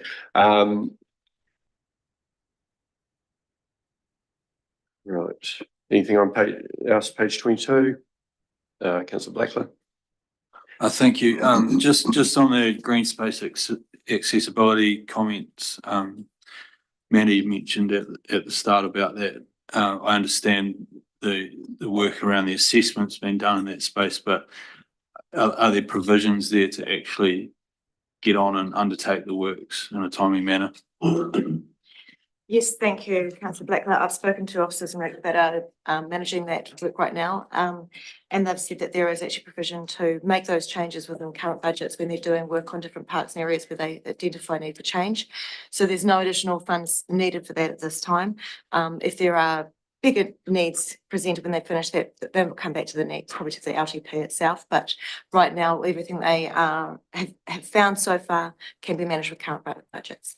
Thank you. And then just a general comment, if I may, Mayor Kircher, on the great rides aspect of page 22. I understand the perspective that's come back on that, but I think given the program of work that we have ahead of us, I just think it's best that we don't muddy the water there and leave that project in with an implication that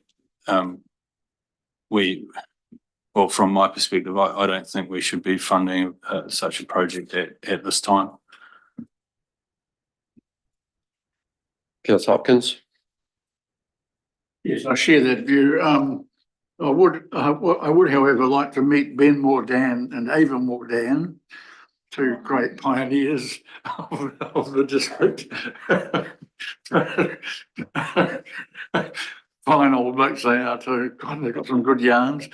But yeah, I'm with Tim on this one. I can understand why officers might want the money to be left in, but I would have thought if the co-funders come to the party, then we can revisit the matter. But I mean, I think we've still got outstanding issues with regard to how we fund and what we can charge for the Alps to Ocean Trail anyway. And I still think there's an inequity there about people who use it essentially for free, while ratepayers who don't use it actually pay the maintenance. So my view is, given the considerable cost associated with that this one should stay off the table, not be reintroduced to the budgets. Councillor Ryan?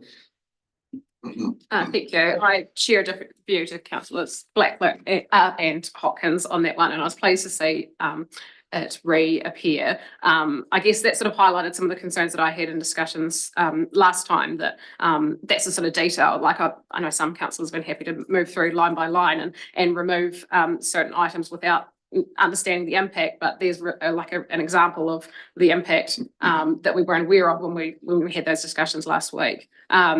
I guess it's estimated that more than 50% of cyclists at the moment continue past Otamatata and onto Kurau, and there's a really, really passionate group of locals who are working themselves on raising private equity and providing things like the gravel, but there's still a requirement for budget for land access design, bridges, and so that's one thing that Otamatata community have a really strong desire for, and so it makes sense to me to keep it in there in case funding opportunities change. Yeah, just on that one, I think if the locals come up with their share of funding, it's a bit like the 50-50 on the road ceiling that Councillor Hopkins referred to before. I think if the locals are passionate enough to actually come up with the funding to make this happen, then we need to consider it. It doesn't necessarily need to be a project in the plan itself for us to consider it in the future. It would be either way. It would be loan funded. To spread that cost over a wider time period. But I think, it's something that there's been a good number of discussions by the community up the valley on this one, and I would rather we keep an open mind on it rather than just close it off and say, no, regardless of what you do. So that's there. Just on the other one, the accessibility to green space. My only comment there was in regard to there's been a focus on the Oamaru Western area, there's disabled people live elsewhere as well. So hopefully that program will be spread more widely across the district as look at planning for reserves elsewhere as well. Councillor McCone. Yeah, sorry, Rebecca, but I'd like to just endorse Tim and Jim's comments. We've got a whole lot of other things around the district, and this is something that's great that the community up there wants to get in behind it. But if we can help them anyway, making the job easier to go through farmland or have the rights of access through stuff, so be it, but financially not at the minute. Okay, move to page 23.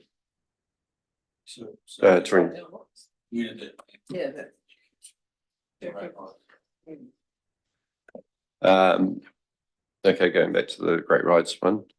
Those who want it specifically included, can you raise your hands? Sorry, question first, Councillor Holden. Just, I can't see what the figure is on here. I wasn't at deliberations.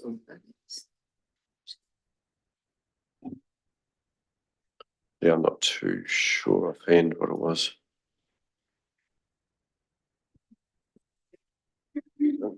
It was around 330,000. 13. 313,000 specifically. 313,000. So those who would like it specifically to be included, could you raise your hands? Those who don't want it in. Okay, it's not in. Right, move to page 23. So Mr. Wells will run through anything there on 23, but if there's any questions to that, we can just move right through, so. Okay, bear in mind we're scheduled to finish in 3 minutes, but we'll need to keep boxing on. Councillor Ryan and I will need to leave in around 10 minutes for the funeral. Not sure if anyone else was planning to go. Okay, right, Mr. Wells. Now, I can put this up on the screen, but if we just run through it, perhaps in the paper, it might be easier. The first few pages you've already seen numerous times. Page 23 is a revisit of history, taking us through the various stages of the consultation of our workshops and the engagement. Following page 24 works through the submissions and records whether we agreed to put them in or whether there was no support, and various other discussions that occurred with those. Are there any questions about those 2 pages, 23 and 24? I just want to clarify the wording because where it says no support, often there was support, but actually there's funds and decision making held by the community boards, and so it's not that we don't support them. I just don't want people thinking that we don't. It is ratepayer funds that the would be used if the community boards approve it. So we're absolutely saying that that's where it needs to go for a decision. Any other questions? The comment about no support is more around council. Yep. Didn't support it enough to and delegated responsibility back to other parties. Yeah, no, I know that. I'm just making that clear for the public. Any questions, Councillor Hopkins? Yeah, look, I just have, I'm asking a question here, if you like, on behalf of a member of the public who might be seeing some of this material for the first time. On page 23, I wonder if Amanda could actually just advise. I noticed the increased external borrowing cost is 1532, but the increased investment income is 1625. So we're actually ahead. If the investment income covers total external borrowing, or does it only cover the increase? In other words, is 1532 total or additional? And the other one, I suppose, is Mr. Palmley able to give us any just amplification again for the member of the public watching for the first time on those next two lines, increased personnel costs and the transformation team on short-term contracts. So if I can take, I can take the interest query first, Councillor Hopkins. Our borrowing cost exceeds our investment income, and you'll see that in the 2024 annual report. But what we're saying here is that based on these numbers, the projected investment income increase will exceed the projected borrowing cost increase. Thank you. And slightly reduce the overall deficit for council.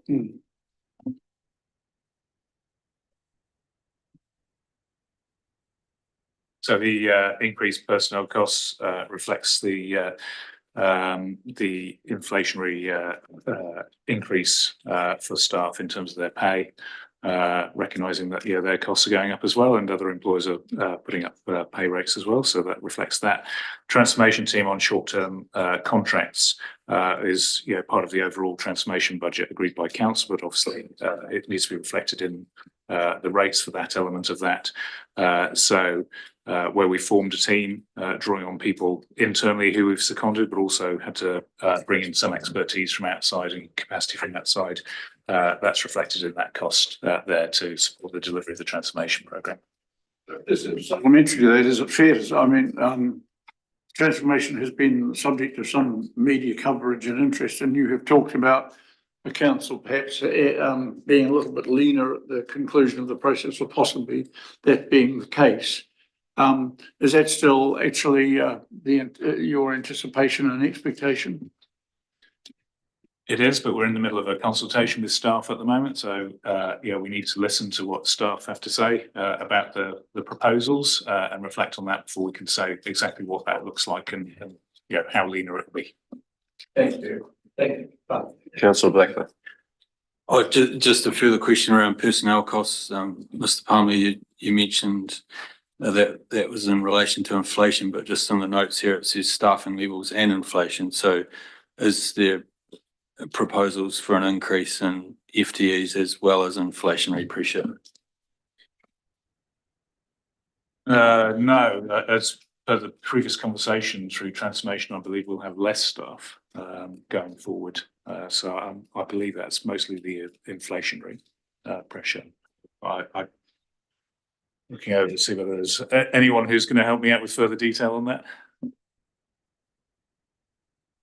No, I think that answer's correct. I mean, it's probably just carried standard wording that we've got on that table that carries forward from year to year because it can include both periods. It wasn't specifically tailored for this year's. But yeah, there are no proposed additional FTEs in the payroll budget. Okay, any other questions on 23? 24?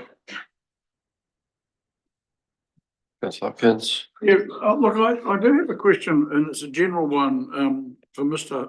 Hope. There's various references here and elsewhere in the next few pages to various fundings from funding of various projects from reserves. And what Mr. Hope has told us in some instances in the past is that those reserves have effectively already been lent out in total. To that extent, I'm just wondering if the notion of reserves, whilst from the point of view of from the accountancy point of view might be correct, is the reality that any such quote from reserve funding would actually require loan funding?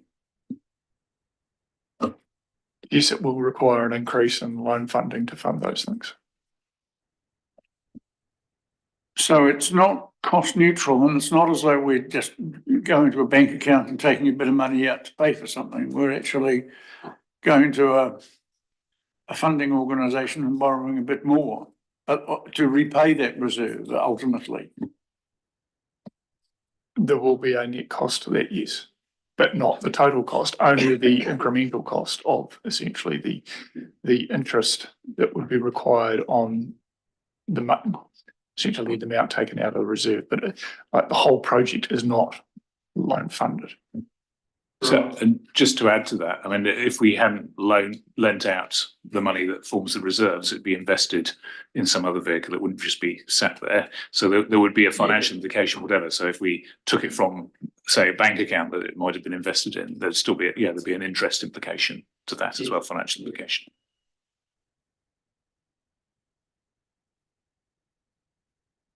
Anything else on those pages, on attachment 2, Councillor Blackman? Sorry, just back to attachment 2, on page 24, the Waimatu Whitestone Civic Trust, where it refers no support, referred tourism Waitaki. I understand there were different perspectives in the room on the day, but that wasn't my kind of sense of where that landed. The referred to tourism Waitaki for a possible solution was one of the numerous options that were suggested. So that was how I felt the conversation went, but others may have a different view to that. Yeah, I wasn't there at that particular time. I don't think, but certainly I support us getting on with this. It's part of the partnership that we have with the Civic Trust. It's actually part of our requirement to show where there are opportunities. It does need to be part of not only an economic benefit study that helps to show ratepayers the benefits of the Civic Trust and its work, but also a business case that the Civic Trust can use to become more independent along the way. But I go back to the creation of the Civic Trust. It was a relationship, a partnership between community, heritage interests, and the council of the day. And it's about looking after that particular relationship. I was going to suggest it in the earlier agenda item on the better off funding. I think it would be a good use of this honorary CBD allocation, but with everything else that was in there, the discussions in there, I didn't raise that, but I think that's still a potential opportunity. We can certainly try Tourism Waitaki. It's not their core business, but they may see it as something that's beneficial. But I think we need to be open to funding this. Councillor Hopkins?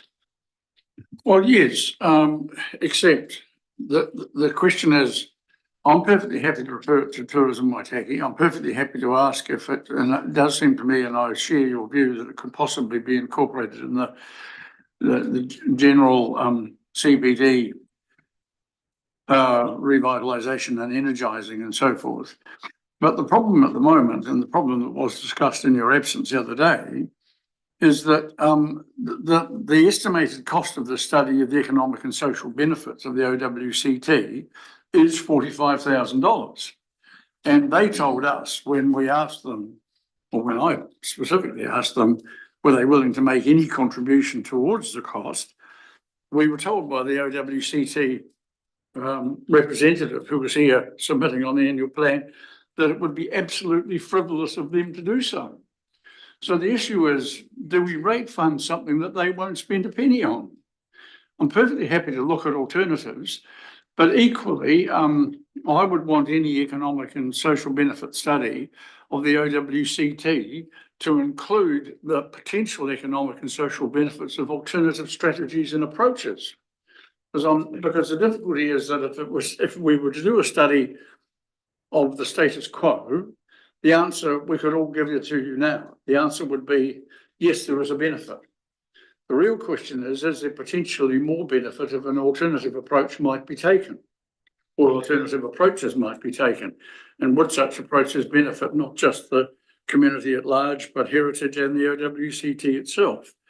So I'm perfectly happy for funding sources for the 45,000 or some part thereof to be considered. I'm more sympathetic to the reinstatement of some funding for the visitor centre. But at this stage, I felt, I understand Councillor Blackler's passion, but I think the mood on the day was pretty clear. The majority of us didn't support the 45,000 to come from rates. I think Mr. Vinbrook's comment about frivolous came from the fact that the they've got an important job of looking after old buildings that cost a lot of money. They are strapped for money. They've just had a massive increase in ground rent proposed from council. I think this is something that's it would be seen to be frivolous when they actually need to be making sure that roofs aren't leaking and that windows are watertight and everything else. So there was a context to what he said at the time. I don't think we should ignore it. It needs to be recognised that this is something that is a challenge, and to try and find $45,000 for them to do the study, which wasn't a contribution. I don't believe the discussion was about them paying for it. I think they would be struggling, and it wouldn't be good spending of their money when they've got actually other things that they have to spend money on. So anyway, we'll test the mood of the room, but particularly if it can come from non-rate sources. But can I have a show of hands for those who support the study being done by council?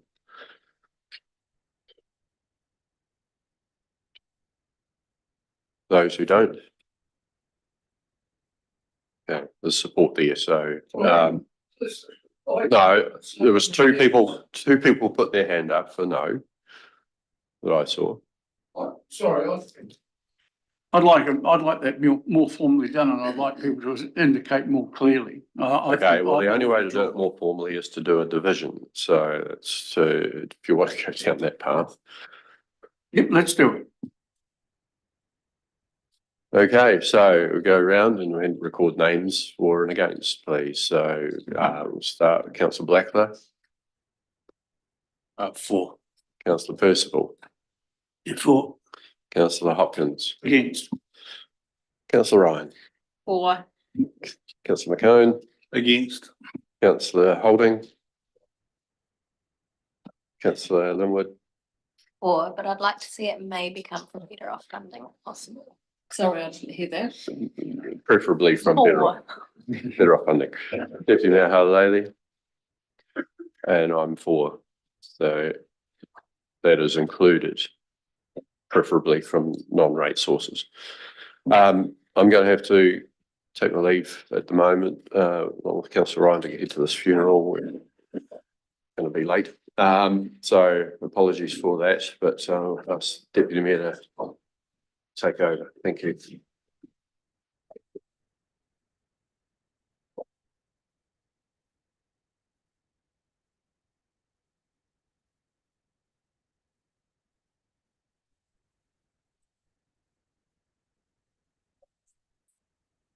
Yeah,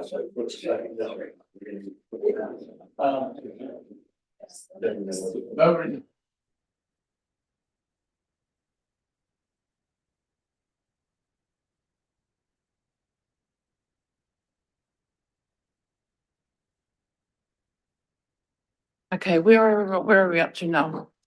I'm just very mindful of time that we're quite over our time frame, and then I'll pass it back to you. Well, we are just concluding page 24. We've just agreed to put in the $45,000 into the budget for the study into the benefits of the Whitestone Civic Trust. That cost to come from non-rate funded source, so either a loan or better off funding. We'll work on that. Are there any other questions on page 24? well, Madam Chair. Through the chair first, I've just got a query. Some of these amounts are less than 100,000. I just don't want to spend 5-10 minutes debating on things that are very short. So I just want to be really succinct with any kind of comments and feedback, please, Councillor Hopkins. Yes, I raised the matter a moment ago of reinstatement of some funding for the visitor centre. At the time that the matter was discussed the other day, there was no support for the increase, or the request to increase the funding from 100 to 150. Carolyn did request a meeting, and I was asked by the mayor to accompany him. I've been told that they are providing a service for us, and the original contract was to do provide a particular service for a particular number of days on a particular number of hours. And we haven't varied the quantum of the service expected.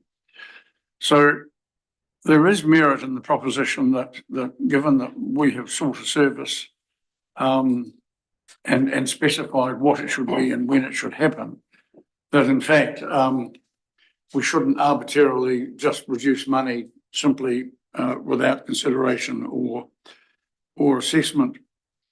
And the additional impact of cost on the Whitestone City to conduct this service for us, well, the estimated addition was something in the order of 30,000, which if it didn't come from us, would come from Civic Trust themselves. So on the day at that venue, it did seem to me as a matter of equity that there was some merit in reinstating some of that funding. And I would suggest to colleagues that they consider reinstating funding for the visitor centre to the quantum of 125,000. So it's at $25,000 increase. Thank you, councillor. Mr. Hope, you wanted to make a comment? Yeah, I think probably council's our view of the events is probably slightly different from that. It was the visitor centre that suggested the increase in hours and the expansion of the service with a budget attached to it.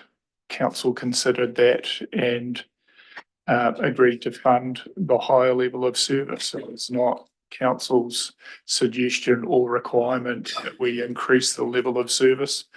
I think council was quite happy with what was being offered for 100,000, which was a bit more focused on the busier periods and with a lower level of service during the off-peak periods.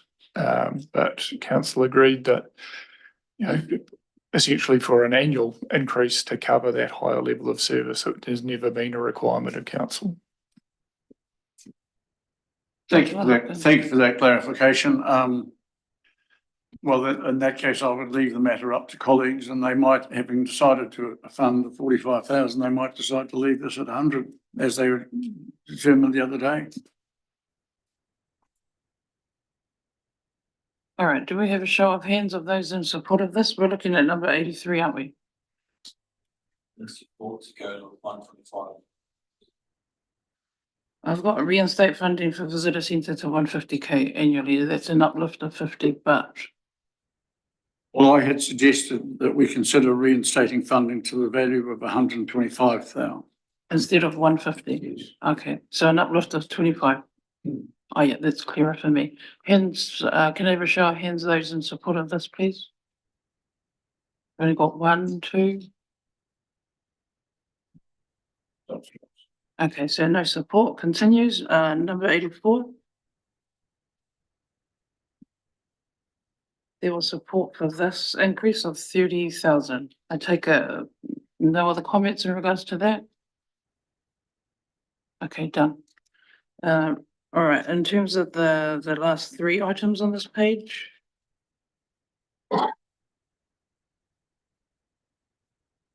Yeah, we don't need to discuss those last 3 items on those page. We can move straight on to page 25 because they were already agreed at the last meeting at the request of the whole committees to change those rates. So we can move right on to 25 led by Mr. Wells.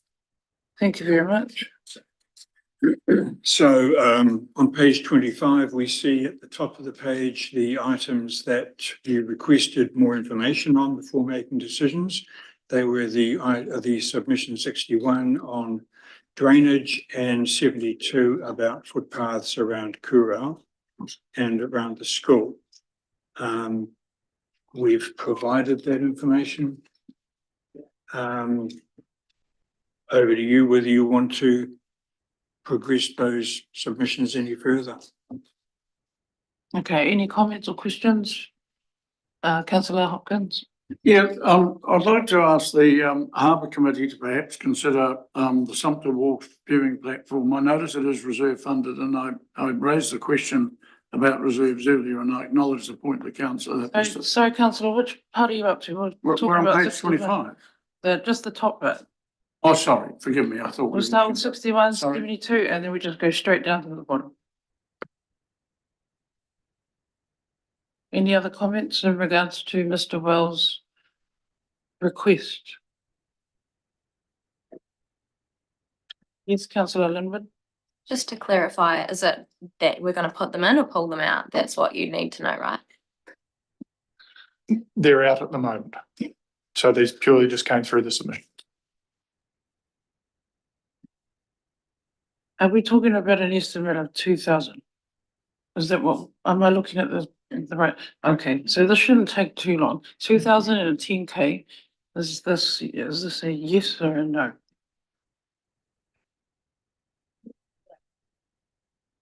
Just a clarification, I thought we had established the other day when we discussed those two particularly, that each of them would have fallen within the bailiwick of the ward rate or the amenity rate. And I'm puzzled why we're proposing to use reserves when those funds could have been drawn on. Okay, can we have a reply to that, please? And then we just need to move forward. The reserve is the amenity rate reserve. Oh, Okay, same thing. Yeah, I take it that's a yes then. Okay, 72. This is 100,000 or a 5,000 and a 245. You can tell I'm just looking at the figures and whether that's just a in support or no or any other further comments. So, sorry, question, I would have thought footpath would have, we'd need to know, whether NZTA would approve and or be willing to fund some of the cost. And the community board can deal with that matter, but I don't think we can answer Nuclear Urban Channel estimated 100,000K here today. Yes, and that is in the previous comment earlier in the paper that the NZTA will need to approve an activity on that. Yes. But they've put those costs in there if you wish to, for officers to then to proceed to work with NZTA on that.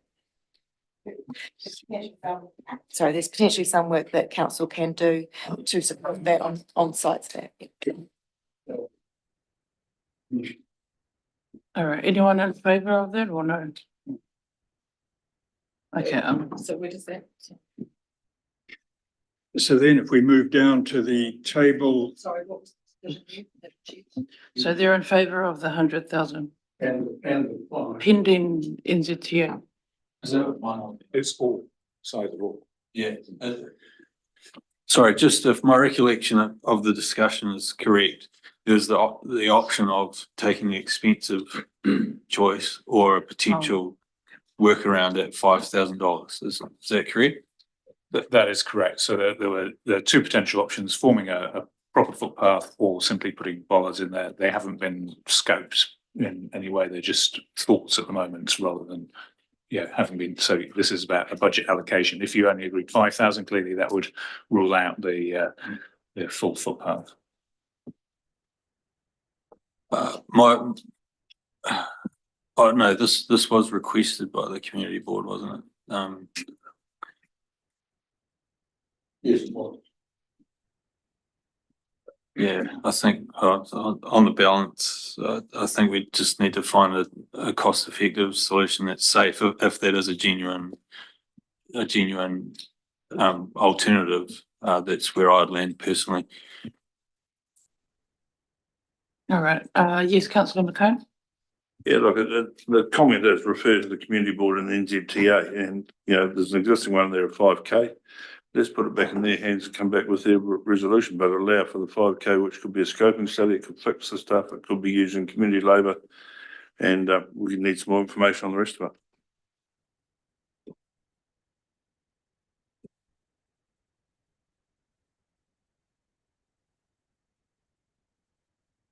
so then we take you down to the review of projects based on community feedback, which we've recorded there the decisions or the recommendations made at the workshop, either to remove or to retain in the budget. Sorry, there were no decisions made at the workshop. it was the recommendation to this meeting, to At the retain, to deliberations. remove. Yes, whatever. Okay. Is this quite important? Sorry, Mr. Wells, I just had a comment from here just to confirm the footpath with the Waitaki Valley.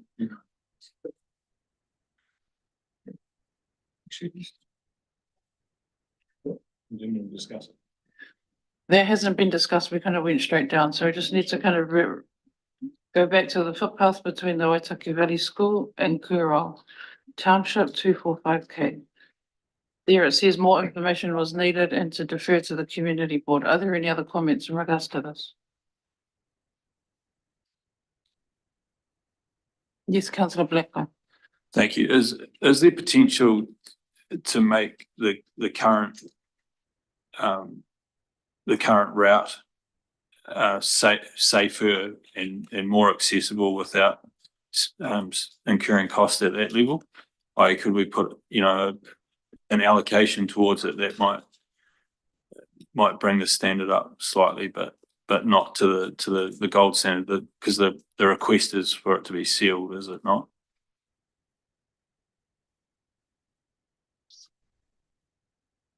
Yeah, that is correct. The request was for it to be sealed. There is what seems to be sufficient space on either of the road shoulders for people to walk on. The request was for a sealed pathway, rather than necessarily safety improvements, though they certainly could be made if it was felt that they were warranted. I'd be happy proposing that. Well, Mr. Rendell, if you gave us a figure now, that a proposed revised figure in loose terms as to what might attend to some key concerns within it, as opposed to sealing the whole lot, would it be, say, 50K or something like that? I'd probably prefer not to give you a figure now, but bring it back for the adoption of the annual plan. Sorry, we can't do that. So we need a number now. Once the annual plan, when you see it, it needs to be adopted on the day. It can't be changed. And so this is a reasonably significant project to come through the community board.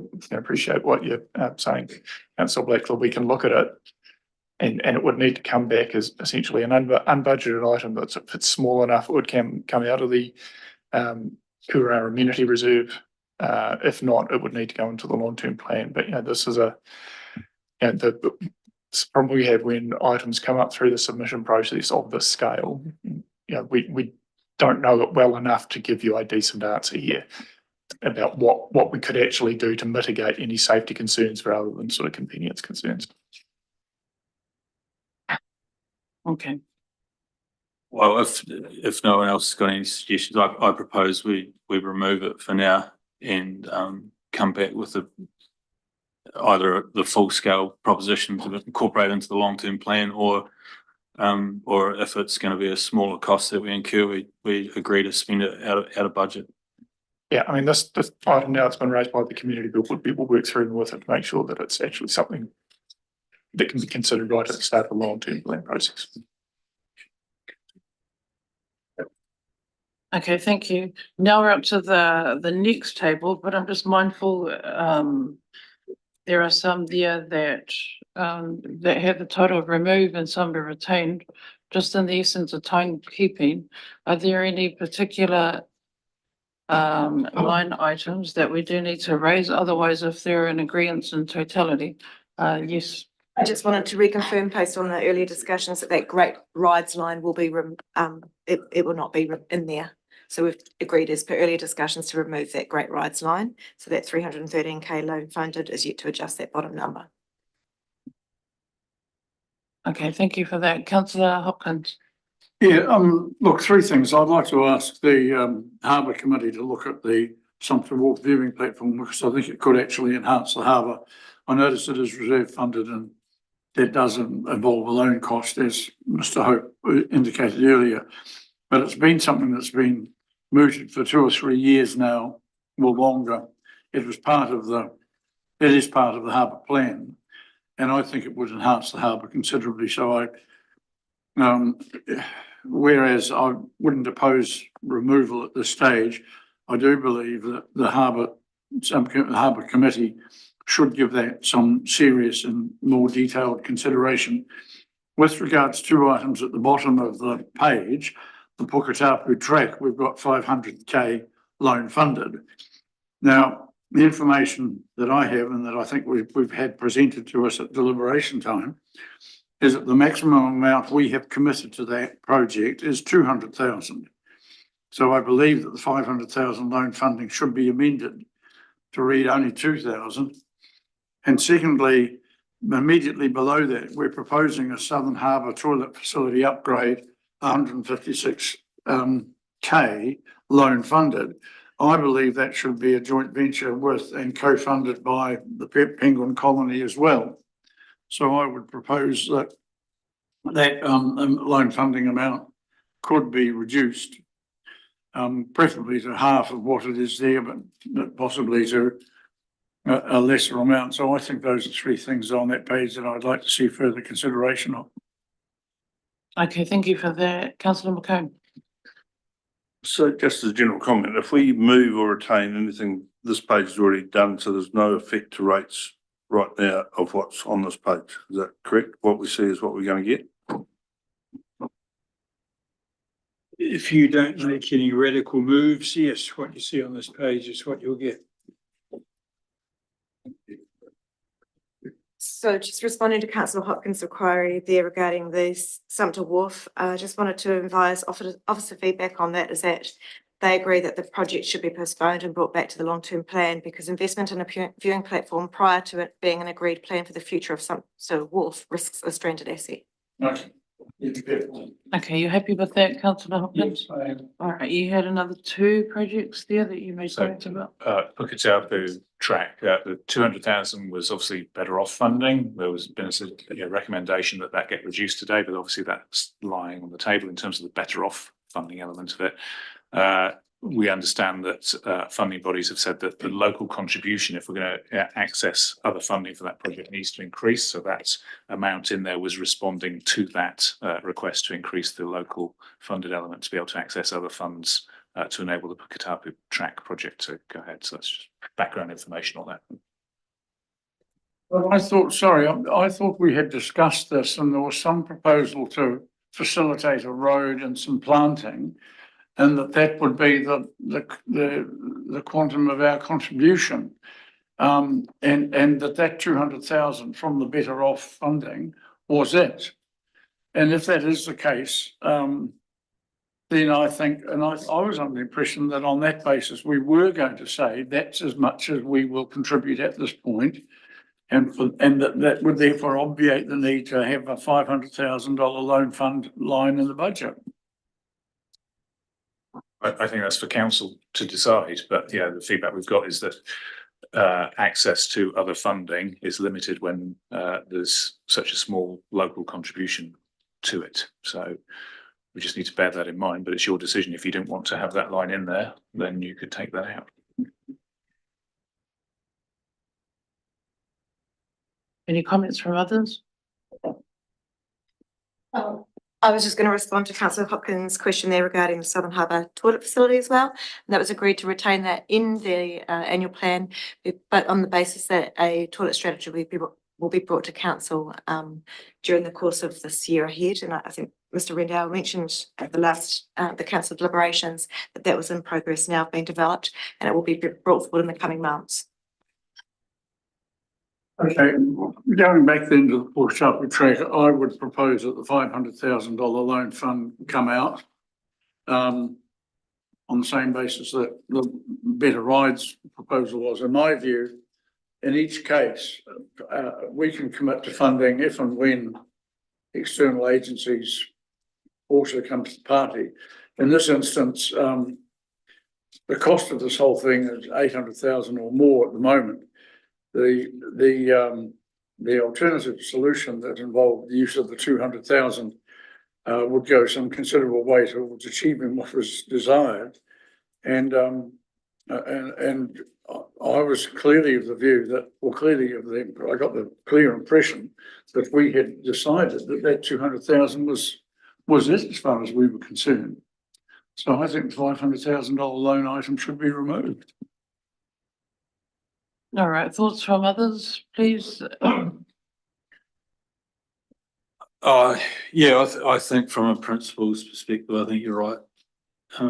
Councillor Hopkins, if we're removing great rides, then it's only fair we consider removing that. It does pain me to say it, given the importance placed on this project by the community, but again, I think you're right. Something could come to us outside of the plan if there was a solid proposal, and we could decide at that point.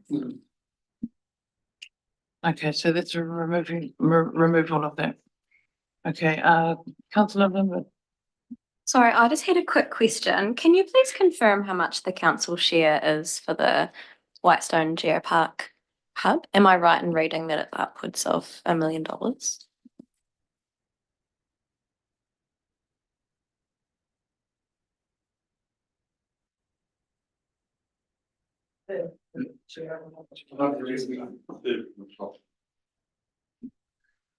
So the budget allows for, I think, $26,000 funding for the Geopark this year, but we've also got the Geopark hub development in as a project. Sorry, yeah, I think that was the question. I think the allocation is notionally $1 million of council contribution, but that's subject to other funding sources becoming available. So I'm not sure they've identified other funding sources at this stage to be able to take that forward, but they're still working on that. Okay. Any other comments in regards to that page? Councillor Percival. Yeah, I just need clarification on the three economic development projects here, plus the CBD blueprint of 200,000. That's nearly a total of we've got a total of nearly 700,000 on those four items. With the money that was targeted from the better off funding into the economic development, plus all of Mel's good ideas and programming, and I know Paul's going to get upset, but I don't understand why we have that amount of money allocated here when we have that better off funding, which still stands with its contribution back to local water well done. It's still sitting at around 500,000. We're throwing around thousands and thousands of dollars here and worrying about the 45s and 20s. I just need some reassurance that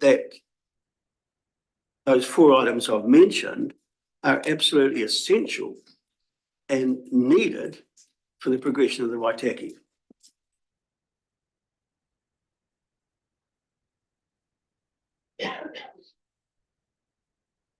That's for councillors to decide, but when you've had the discussions before, the recommendation was that they are retained. It's for council to decide how essential they are.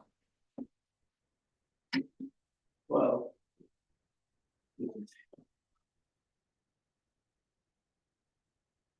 Any other comments? I have a question. Perhaps Alex or Mandy or maybe Mel, through one or other of those two people could assist. We've just gone through the better off funding. And all the CBD blueprint stuff I thought was actually captured within that. Yeah. So the other matters, the collaboration platform was actually initially people were opposed to it, but when it was more clearly explained, there was general support for that. And I think the ED strategy, there was also general support for that after discussion. But is it possible for somebody just to clarify whether the CBD blueprint is indeed captured as I thought it was by the better off funding, or whether this 200,000 loan fund is additional? So the development of the master plan is funded by the better off funding, but as per the discussion we had, seems like a long time ago on the better off funding, the demands for, projects in terms of CBD revitalisation are more extensive than better off funding, and we were bringing forward a proposal to take 200,000 away from that better off funding, which obviously you haven't agreed at this stage. In terms of the CBD blueprint, that particular project is a property project where council's looking at all of the land that it holds and coming up with a plan for the land that it wants to do certain activities with, and all of the buildings that we have. We've obviously got quite a lot of buildings, we've got quite a lot of land, there's restrictive legislation, and it was a project to resolve some of those issues and ambiguities that we have moving forward. Then I suppose the only question I would have is 200,000 a guesstimate, or a stick your finger in the air sum, or could we pull it back to 100,000? Would that work? Just to speak to that, officers have advised on that particular project that this project can be postponed. However, a separate project will need to be raised later through the long-term plan for the removal of restricted legislation on council lands. The current financial climate is likely to push back timings for any development opportunities identified through this work right now, and it may be better undertaken at a time when council can move directly from the blueprint into development. So that was from officers directly in the property team. Okay, there's an explanation there. Yes. Yeah, all right. So that would allow us to remove the 200,000 from the line of item at the moment. Would that have any impact on any decisions we have made in relation to any particular properties? I think it'll still take, it sounds like it'll still take a bit of time anyway, that it won't be completed this new financial year. So that's what the advice from the property team is. So that is the advice there. It says to remove, so we'll just keep it as is. Yeah. Okay, and so far as the ED projects that Councillor Percival talked about, you were wanting to see if that can be covered by the better off funding or here. Sorry. Well, it's my opinion that developing the visitor economy and the identity and storytelling is encompassed by that program that Mel put forward the other day. And that's all I say. I certainly will not approve of this expenditure and the economic climate we have, and everyone's hurting. So this is, to me, is not a need at this point in time. Okay, that's a view from there. Councillor McCone. Look, I'll echo Guy's sentiments, and these are projects based on community feedback, and while I don't agree with a lot of them, they're here, they're not going to affect our rates. And personally, I don't think we've actually physically got the time to get some of these capital jobs done with what we've already got on our plate. So while it seems silly, I'm quite happy to leave them there, but they'll come back across this table when the time is to be done. And so therefore, I think, and I know we're trying to do the best we can for the community, but we should probably move on. Thank you for that. Are we all in agreement that we should all move on? Yeah. Thank you. Okay, where are we at now? Oh, sorry. So with that, with the changes and discussions that we've just made, whilst we've added in and confirmed a few other items in there, it still will land around the 13.43%. There will be no direct impact on rates from what has been changed in these discussions. So that will be, there may be some minor changes that will just affect that funding line, but it won't impact that rates number. So yes, so moving on from there, the attachment 2 is just that discussions that we've had and based on more information requested. And then attachment 3 there is just confirming the proposals that we have, that we were discussed last week. Oops, there may be some questions. Okay, Councillor Holding, then Councillor McCone. Sorry, Mandy, because I wasn't here last week, but just a question. Paul, for the temporary traffic management road maintenance, it's $200,000 budget. Why would that not normally just be built into the projects as they arise? Or is that a standalone project 5439, page 28?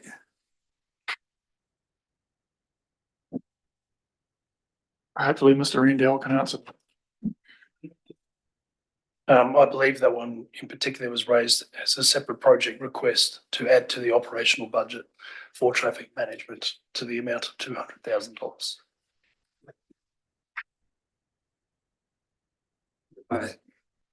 Yeah, subsequent question. Yeah, I don't quite know how to ask it. Okay, I'll go to Councillor McCone then, and then I'll go back to you. So I just came back to page 26, I think it is. to attachment 2, key directions. Why are we continuing with curbside collection implementation? Has that not been canned? The last update that we had from officers and from Group Manager Roger Cook was that there was no definite time on when a decision would be made unless there's been any update to that. We need to retain that budget in there because there has been no confirmation and central government have not made a commitment as to when a decision on that will be made. That was at last week's update. There may have been some update to that, but I'm unaware. No, that seems to be the last piece of information we have. Okay, so what do you need from us in terms of that? Just to leave it in there in the meantime? All right. Okay, councillor Hopkins? Yes, going to page 27, I'm suggesting to officers, or I'd like to suggest to officers that 3 items being removed from the budget. The first is under recreational services. It's not numbered, but it's the Omarama Adventure Playground to be loan funded to the tune of $208,080. I believe that should come out because we have effectively resolved not to do that, and we've clarified what was originally in the description of the better off funding, and we've also agreed to respond to the community in this matter. We've got an $800,000 loan proposal for the Puketapu Trap, which I think has to be influenced by the decisions we've made previously on other pages. And I noticed that the network Waitaki Event Centre, we've got a $15 million line item totally to be funded by loans and external grants. Well, it's not entirely correct. Well, I suppose it is correct in the sense that the loans will be serviced by rates, but I'm just wondering if officers are of the view that that's a proper description of the funding sources. And finally, on that page, we've got $100,000 for the Emergency Operations Centre relocation. Well, we haven't even decided where it's going to be. So in my view, that could come out as well. So I'm proposing that those 4 line items either be clarified or removed.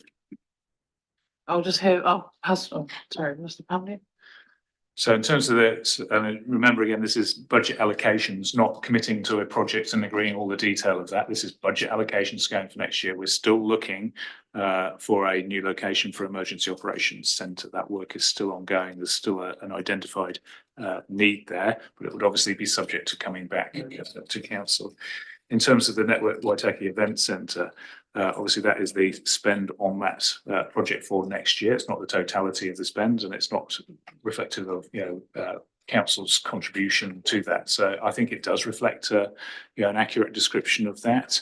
And clearly we've discussed about using grant funding initially to meet the costs of that as it's built out, rather than drawing on the council's loan funding and trying to keep that to the back end of the expenditure of the project. Thank you for that. I'm sorry, I'll just go to councillor Linwood and then councillor Blackwell. Thank you. Hey, just the breakwater future development and maintenance feasibility study. It's rate funded 200,000. What is that? Is that just a study?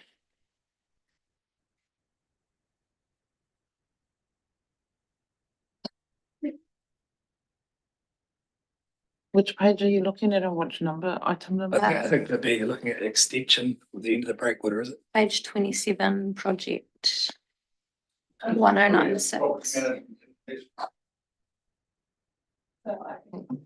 So going to the project description that I have from the actual proposal, it says it's to ensure that the breakwater keeps performing its key function to protect the harbour. There've been some options presented, a thorough structural analysis and investigation into best practice design and how it should be applied to the Oamaru Harbour is required to make any informed decision that will ensure the indefinite survival of the breakwater, which will include raising the height of the northern end of the breakwater to be the same as the rest of the breakwater. In an attempt to prevent frequent overtopping of the section, it will also be likely to have a positive impact on the frequency of the dredging of the harbour. To determine the most economic method, considering the cost-benefit ratio of armouring the breakwater to withstand the threat of sea level rise and the increase in the frequency and severity of coastal storms expected to result, and the extension of the breakwater could reduce silt entering the harbour. So a study on that as well. I believe that responds. So a study, not actually, you don't get much for your money in terms of doing work on the breakwater of that. So it's a study. Yeah, well, as a study and plan, and yeah, I'm assuming within that there's some detailed, like, work that would need to be done, not just in terms of, potential engineering, but in terms of tidal water movements and what have you around the harbour, to enable that to happen. So it's quite a lot involved, I suspect, in that. Can I propose that we potentially remove it?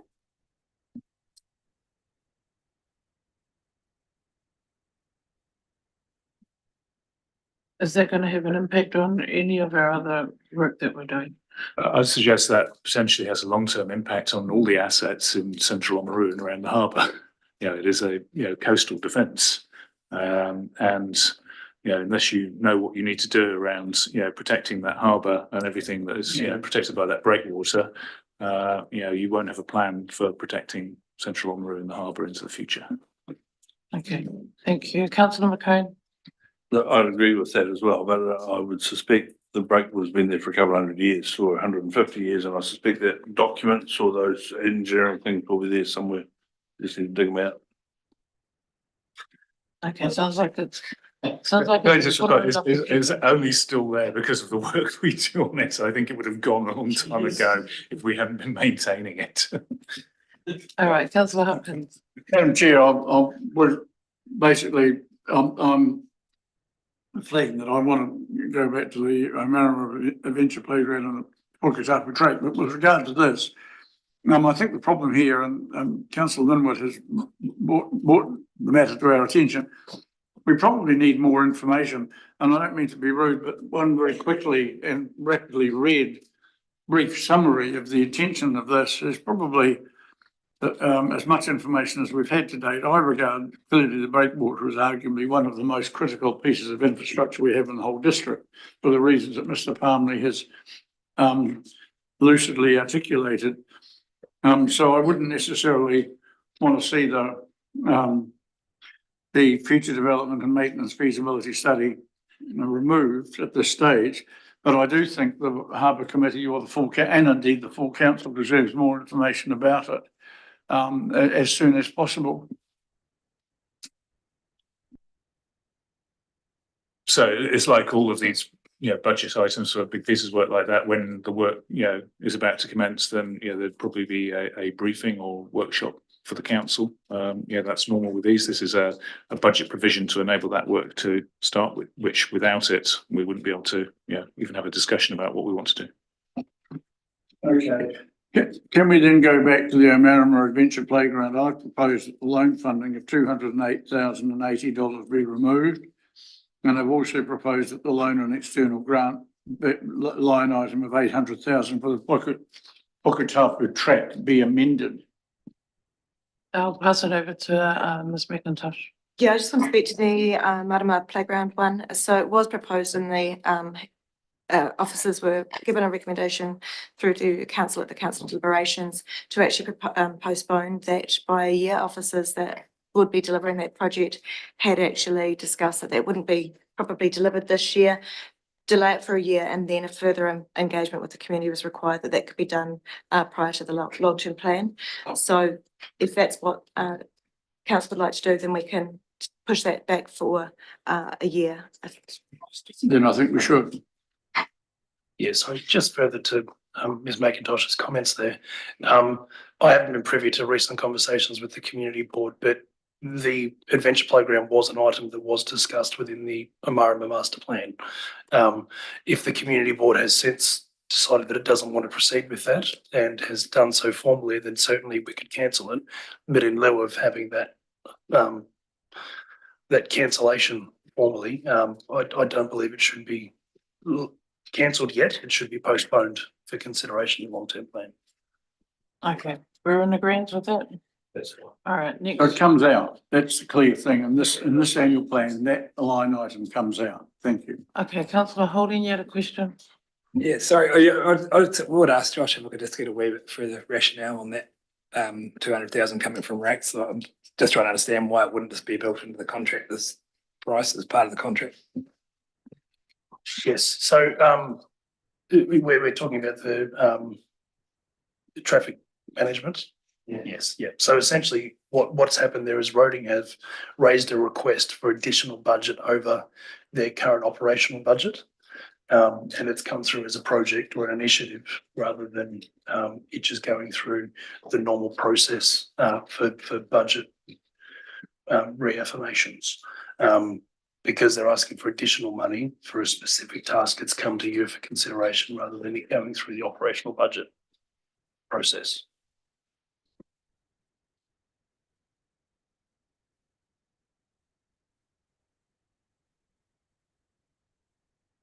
Okay, thank you, Ms. McIntosh.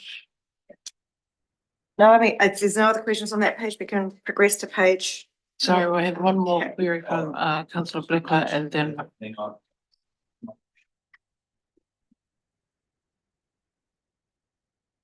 If I could please go to the total on page 29.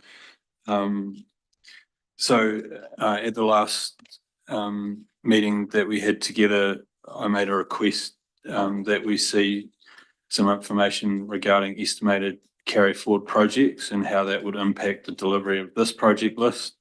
Obviously that information hasn't come through, so I don't actually feel like we're getting a clear picture of what we genuinely have the ability to achieve, on the basis that there will be significant number of projects carried forward. all right, do we have any comments from our staff? Yeah, I'm sorry, there just hasn't been enough time to get all of that level of detail information from all the departments. It's something that we're gonna bring a bit more information when the annual plan is adopted. But just in the interest of time, because we don't have that information now, and you're going to have to make the decision on the 25th, so sorry, you're gonna receive it all at the same point. But a lot of the projects, like the big significant ones, like the Sports and Events Centre, the gallery, Project Reclaim, all those sort of things, the bigger ones we're aware of. And then a lot of the smaller ones, we can talk a wee bit, explain, it'll be talked about in the park committee meeting and on the 25th council meeting, you'll get a better idea of where the financial situation's sitting at 30 June. So you have the full picture, more of a close picture then. Thank you. You had a Just supplementary, do you think, Deputy Mayor, that it would be appropriate to gauge the room on from a principal's perspective that the final project list that comes through should be cognizant of the carry forward projects and what's actually achievable, and so that we're agreeing to something that we all agree that we have a realistic shot at actually delivering. So what I'm hearing is you're just wanting a better understanding of what our capacity to deliver the carry forward projects will be realistically. And if the governance team are in agreement with, once we get the information, that's the position that potentially could be taken. That will be incredibly difficult to provide based on the fact that the final paper is due on Friday. There is not the time to get that information together for that. We may be able to give some of the key projects that. Yeah, well, as I Yeah, said, at the 25th of June. On the 25th of June, you'll have a better understanding, you'll get the finances, and a better understanding of how the picture is going to look at 30 June. And high level, like, so I touched on Sports and Events Centre and Forestry Gallery. The timing of those sorts of bigger ones will make up the bulk of the carry forwards, which has already been considered in this. So you'll get the full picture then.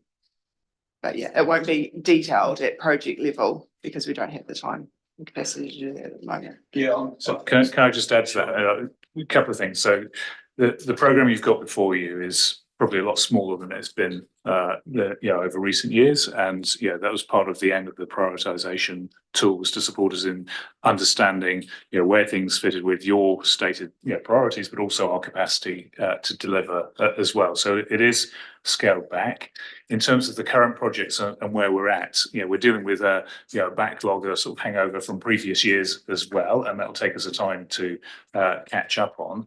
But we don't know the full position with projects until the end of the financial year. So we're trying to report on, where we think we're at with things when, we haven't got to the end of the financial year. So bringing it forward before then is difficult. But what we did state in a previous meeting was that there was about $30 million worth of potential carryovers, of which half of that is one project, the event centre project. And then of the remaining half, a big chunk of it is the Forester Gallery as well. And then there's lots of other little projects. So we've got a broad picture of it, but we're not in a position to be able to provide a detailed picture on all of those other projects and where they're at. But we know that the bulk of it is, carried by 2 projects. So would it be fair to say, based on the information that's just been discussed now, that there might be somewhere around 10 million of in the unquantified space? So if we're estimating that, does the 70 million that's been does the 10 million of estimated additional carry forward belong to departments that are under resourced? Not under resourced, or at allocation of what they can deliver, or is there capacity there for those departments to? I think that's where we can't give you the detail of that. That's a detailed analysis process where we need to understand where each project is at, and what the resources to complete it, because some of those projects that will be carryovers will be in progress and work will have been done on them, and then compare that to what's being proposed here. That's quite a lot of analysis to be able to go through. So we're not able to do that before we set the budget, I don't think. I think we'll just have to wait for the information to come through to us, and then we can have a look at it from there. Okay, what's our next? I'm very mindful of our time. We've cut into the other section of this, so. Just the next point is recommendations, so, yeah. No, we still haven't had a decision on the Puketapu track 800,000 loan, and I'm suggesting that be either removed or reduced. And I also share Councillor Holden's concern on this rate funded temporary traffic management for road maintenance, 200,000. It's, in my view, it should be part of the contracts. Should not necessarily be funded by rates when everything else there appears to be funded by NZTA, subsidy, reserves, loans, etc. And when we have debates about how roading should be funded, can we put that up against dust suppression or whatever? So in my view, that one should be actually contested and removed for the moment as well. I think it should come before us as a request with some argument around it, or argument in support, rather than a borderline item. So I'm with Jeremy. I think it should come out or be funded alternatively, and I think the Puketapu track loan funding proposal needs amendment. So just as an initial response to this, all these projects have come forward with detailed requests and information on them. They're now, because they've been gone through so many times, they're now a line item rather than all the detail on there again. I think without going back and having a look at what that is, there's a danger to the road projects that we won't be able to implement what we need to, because we won't be able to meet the additional costs of the road safety requirements. So I think that's a real risk. That's a cost that's come through. The process that we have for costs, additional costs coming through, is that it's a budget consideration that's shown up as a project, and that's been considered previously. And I think if you remove that now, I think I'd be concerned about the risks we're taking in terms of the roading programme. Thank you for that, Mr. Palmer. Councillor Percival. Yeah, page 28, line number 4473, and page 29, line number 4463, is for the purchase of mobile generators district-wide for obviously to create a source of power for some event. Now, I think it's, if I remember rightly, it's 4 generators, mobile generators, which are a need. But I'd like councillors to consider the fact that if we reduce the 480,000 required to to 120 and then put the other 360 over the next 3 years in the LTP, we'd be accomplishing what we wanted, but we wouldn't have that great expense this year of close to $500,000. I don't know how that goes. And we have discussed this before. I just wonder how people would feel about that. Thank you. Yes, Mr. Hope. Sorry, we have discussed this before. This is about resilience of primarily the water networks, and they've identified the highest risk pump stations that need backup, that will need backup power. And this is that's the result of this project. So this is about mitigating risks, particularly of overflows. I think these are primarily targeted at wastewater treatment, and that is an issue where we are having ongoing issues and increasing attention and enforcement action from the regional council. So that is why the project and the quantum was brought forward as a project. Thank you for that. Ms. McIntosh? Yes. Okay. No, Mr. Hope's covered that, but just to confirm, it's two large generators for the water and for medium generators in wastewater, as Mr. Hope said, in those priority risk areas. So. Okay, thank you. Councillor McCone, did you have something? All right, where are we up to now? We've got some recommendations. So, Madam Chair, I would like to propose that we reduce the amount for the Puketapu tract loan funding to 500,000 from 800,000.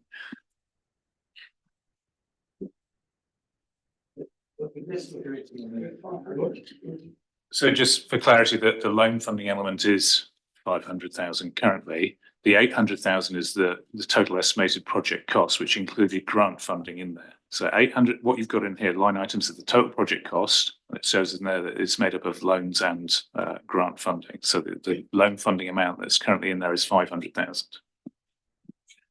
All right. Are we ready to go to the recommendations? On page 10.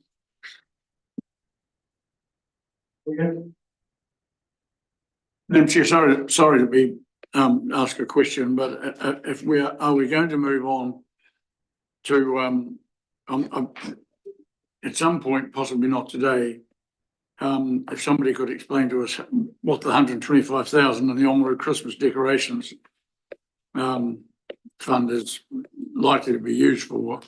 I think they can explain it to us another time. I think we'll need to. That explanation can come back to us another time. It's only just a ring fence budget.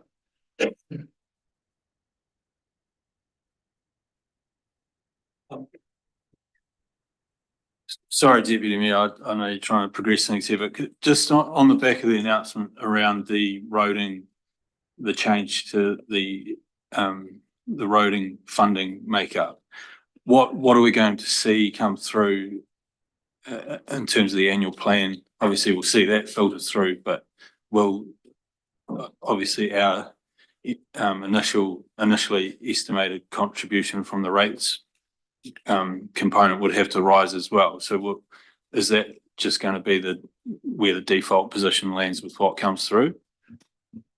No, we'll bring something through, but it's more likely we will keep the program for the coming year as budgeted, and then reflect the changes in years 2 and 3 of essentially years 1 and 2 of the long-term plan. So it's a 3-year funding announcement. So we've got that 3-year window to, basically allocate the funding and match it as we require. But the budget for the current year will remain unchanged. Thank you. And then just to clarify, with respect to the conversations we've had with Taumata Arawai and the notice of motion around some of the smaller rural water schemes, obviously in the project lists, these are still listed as the high spec kind of end of things, but we're cognizant of the fact that there's potential that could reduce if there is an alternative solution found. That's the position we're taking? That's correct. If there's an alternate solution that's found, then we would spend to that budget and we'd still have the funding there, and there'd be, we just wouldn't use all of it. That's a, that's a cap, not sort of we will spend or else. Madam Chair, with your permission, I'll move the recommendations on page 10. Thank you. You're moving them as in totality? Yes. Any seconder? The problem if there's no seconder. Yeah. Yes, seconder. Page 10. We go broke if there's no seconder. Okay, seconded by councillor Linwood. Madam Chair, speaking of it very briefly, we've thrashed this around an awful lot, and we possibly underestimated the amount of time we should have assigned for this meeting.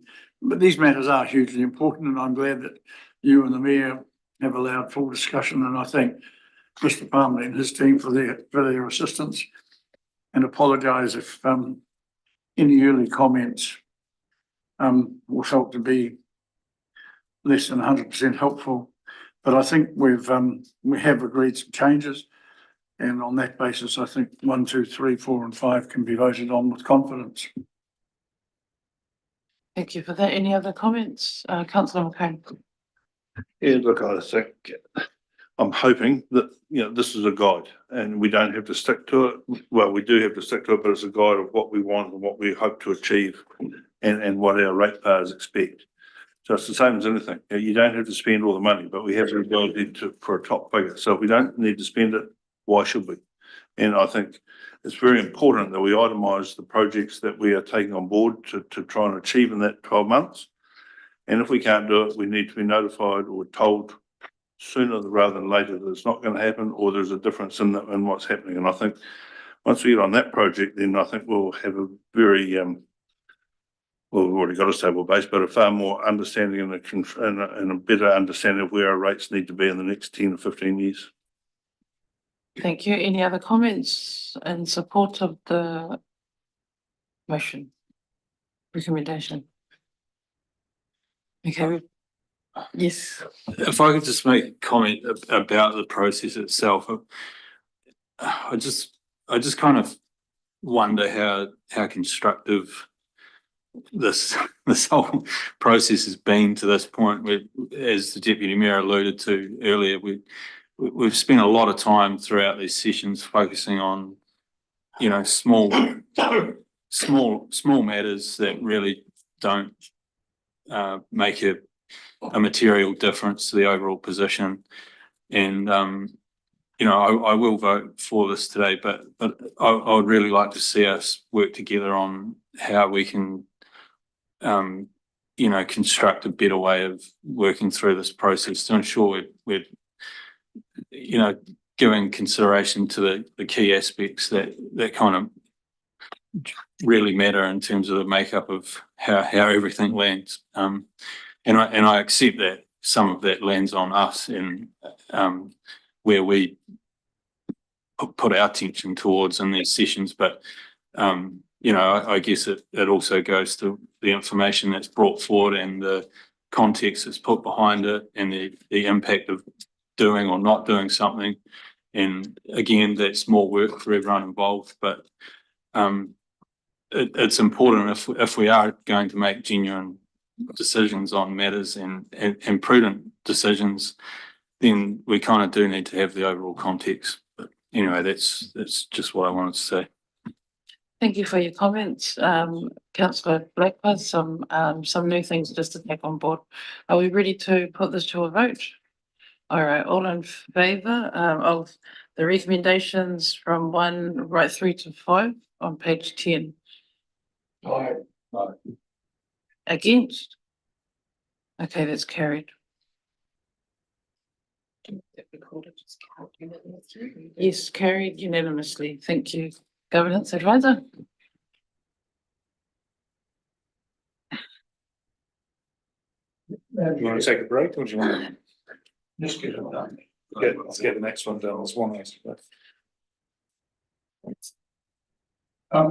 Madam Chair, in the interest of brevity, I have three questions with regard to the adoption of the 2024 revenue and financing policy.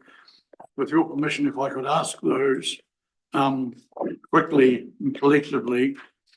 On page 33, at the very bottom, elected members also directed officers to consider a rating structure for Airbnbs.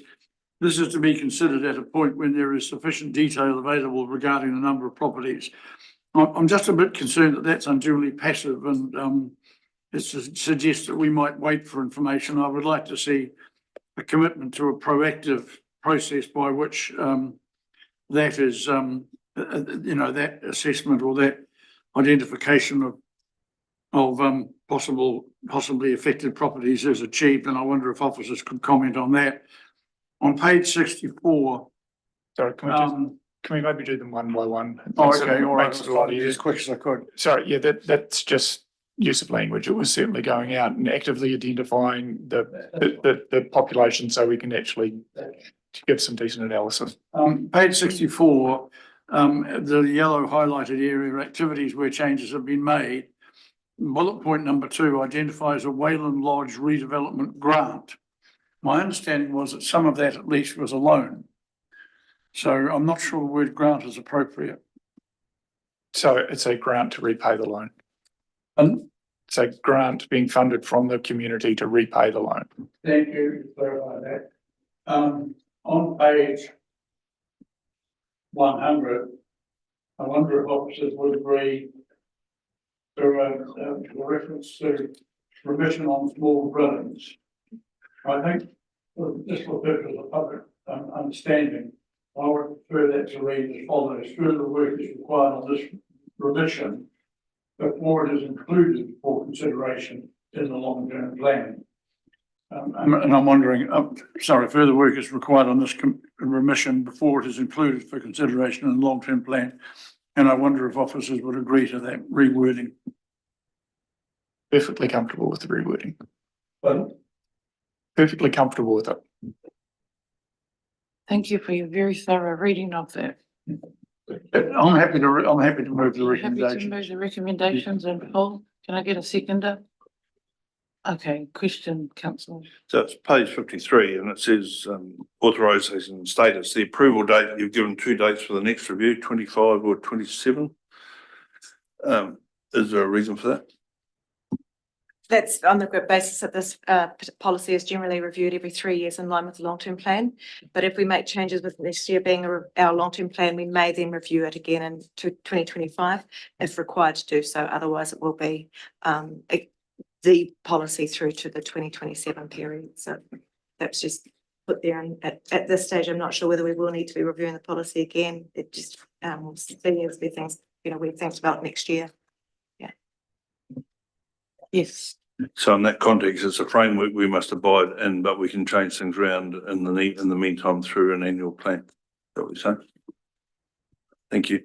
Thank you. Do we still have a seconder for the recommendation that councillor Hopkins, seconded by councillor Linwood? Okay. Anyone that wants to speak to the motion, or are we ready to just go straight to the vote? Okay. All in favour? Aye. Against? Okay, carried. The meeting finished? We'll call the meeting finished. Closed. Yeah. Thank you very much. And thank you to those watching online. It's been a riveting meeting.